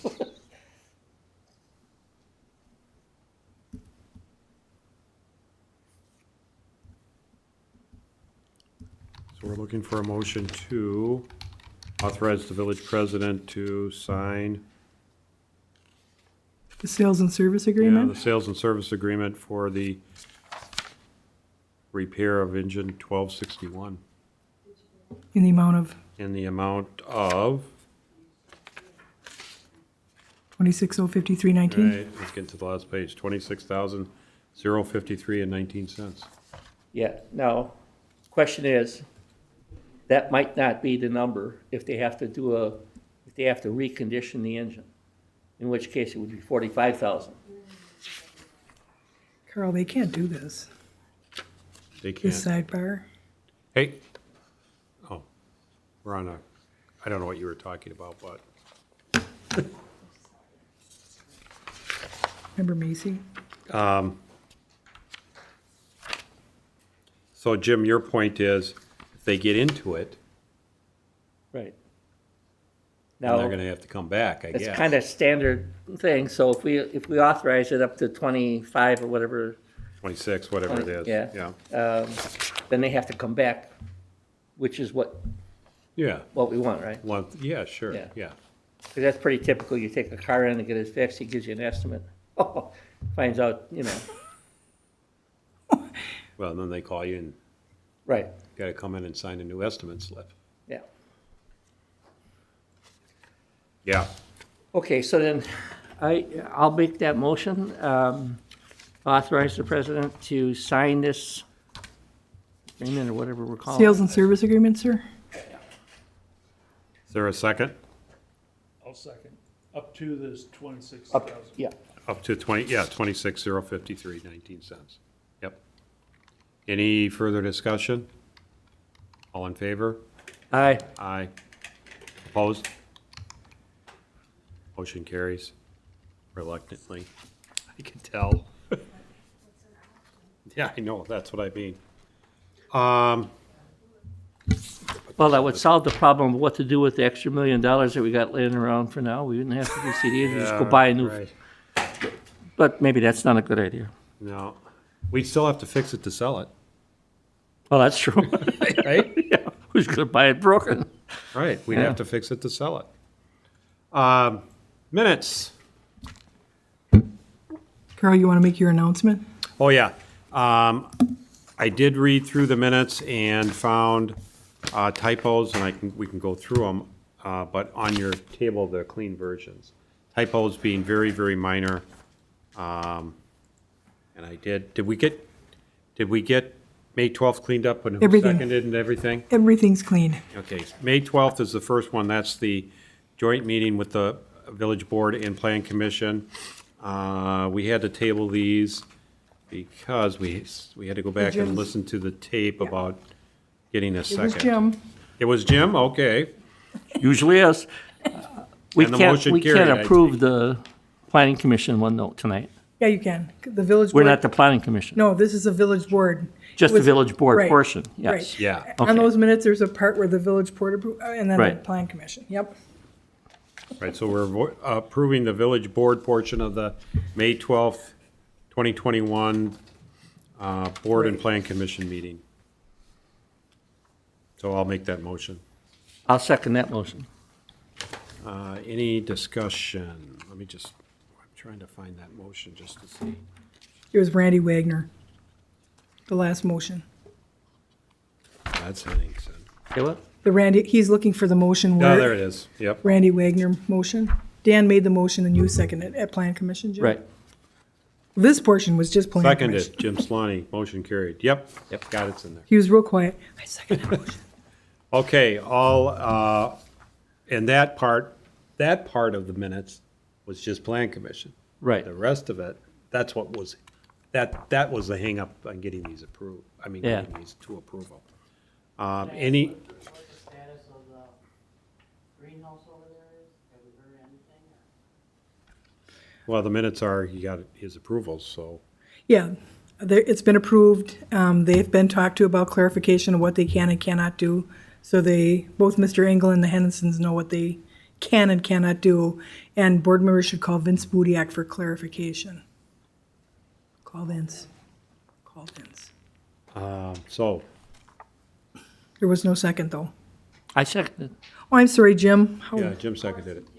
I'm sorry. Sorry, Jim. Got missed again, Jim. You got missed in the minutes, and you got missed approving the minutes. I got All in you. favor? Aye. Opposed? Motion carries. May 20th, which is our regular board meeting. Now, May 20th, I thought I had, oh yeah, there was some slight modifications there. Oh, just one word, the word "the" in front of Big Bend, I think is the only thing we changed on this one. Yep, we got to change, sir.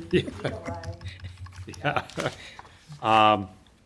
So I'll make a motion to approve the Thursday, May 2021 village board meeting minutes. Is there a second? I'll second that. Any discussion? All in favor? Aye. Opposed? Motion carries. Now we're on to May 27th, which is the staff meeting. We got Clark changed to Carl. I see that. Sorry, Carl. That was one of the changes. Who's Clark Fortner? And then I think litigation was misspelled, and I Yeah. think that was fixed, so. Yep, that was just the typos on that one. So you do have a clean version in front of you. So I'll make a motion to approve the village board and staff meeting minutes of May 27, 2021. Is there a second? I'll second. And discussion? Any discussion? All in favor? Aye. Opposed? Motion carries. Now we're on to June 3rd. June 3rd. Oh, I think there was just some, yeah. There's some minor changes too. You've got clean versions in front of you. Those minor typos, I think the meeting time and trust, and just typos and extra words. Small typos. Yeah, small typos, extra words. I think everybody's motions and voting was in there correctly. Under finance, number 8, Yeah, I was gonna ask you if that was right. there's a number there that doesn't make sense. 2,96. Oh, yeah, the two, yeah, that should be, I missed that too. I don't know if I have my note. These would be the stale checks, or no, the LifeQuest checks. I can't remember what This it is June 3rd, right? Yes. We pulled them, and I know we had a discussion on it. Oh, God, we listened to that. You mean on the amount? Yeah, on the amount. It's not 2,96, it was 2,960 Right. probably or something. And I didn't bring my June 3rd payable packet along. And the safe is locked. Can you approve them with the corrected, it is 2,000, I know that. But I don't know if it's 096 or, Or 960 or 096 or something. unless you want to table these. Just make a motion to, approve these with the correction under finance. Finance, of the correct amount for life question. For life, Okay, that's a motion. I'll second. A second by trustee Swanee. Any further discussions? Nice sketch. All in favor? Aye. Opposed? Motion carries. Okay, so that's June 3rd. Next, village meeting dates, we've got a village board and finance committee workshop. I guess that one was yesterday, but coming 24th. up, June 24th, with the auditor, Howard Jensen, at 1:30. Our regular village board meetings for July are July 1 and July 15, 7 o'clock, and village plan commission is July 14, 7 o'clock. That's July's meetings. We're on to number 11. Well, we can go into closed session quickly and then probably just adjourn in closed session is what I'm thinking. So I will make a motion to go into closed session as read previously as then stated in the agenda. The motion will require a roll call vote. Is there a second? Second. President Carl Fortner, Yes. trustee Jim Solani, Yes. trustee Dan DeGrave, trustee Marie Kumarshek, trustee Lorraine Dashick. Yes. Mr. President, note for the record that your village board agreed to move into closed session by unanimous voice consent at 10:35 PM. Thank you. We are in closed sessions Can we take a 2-minute break? in 3 minutes.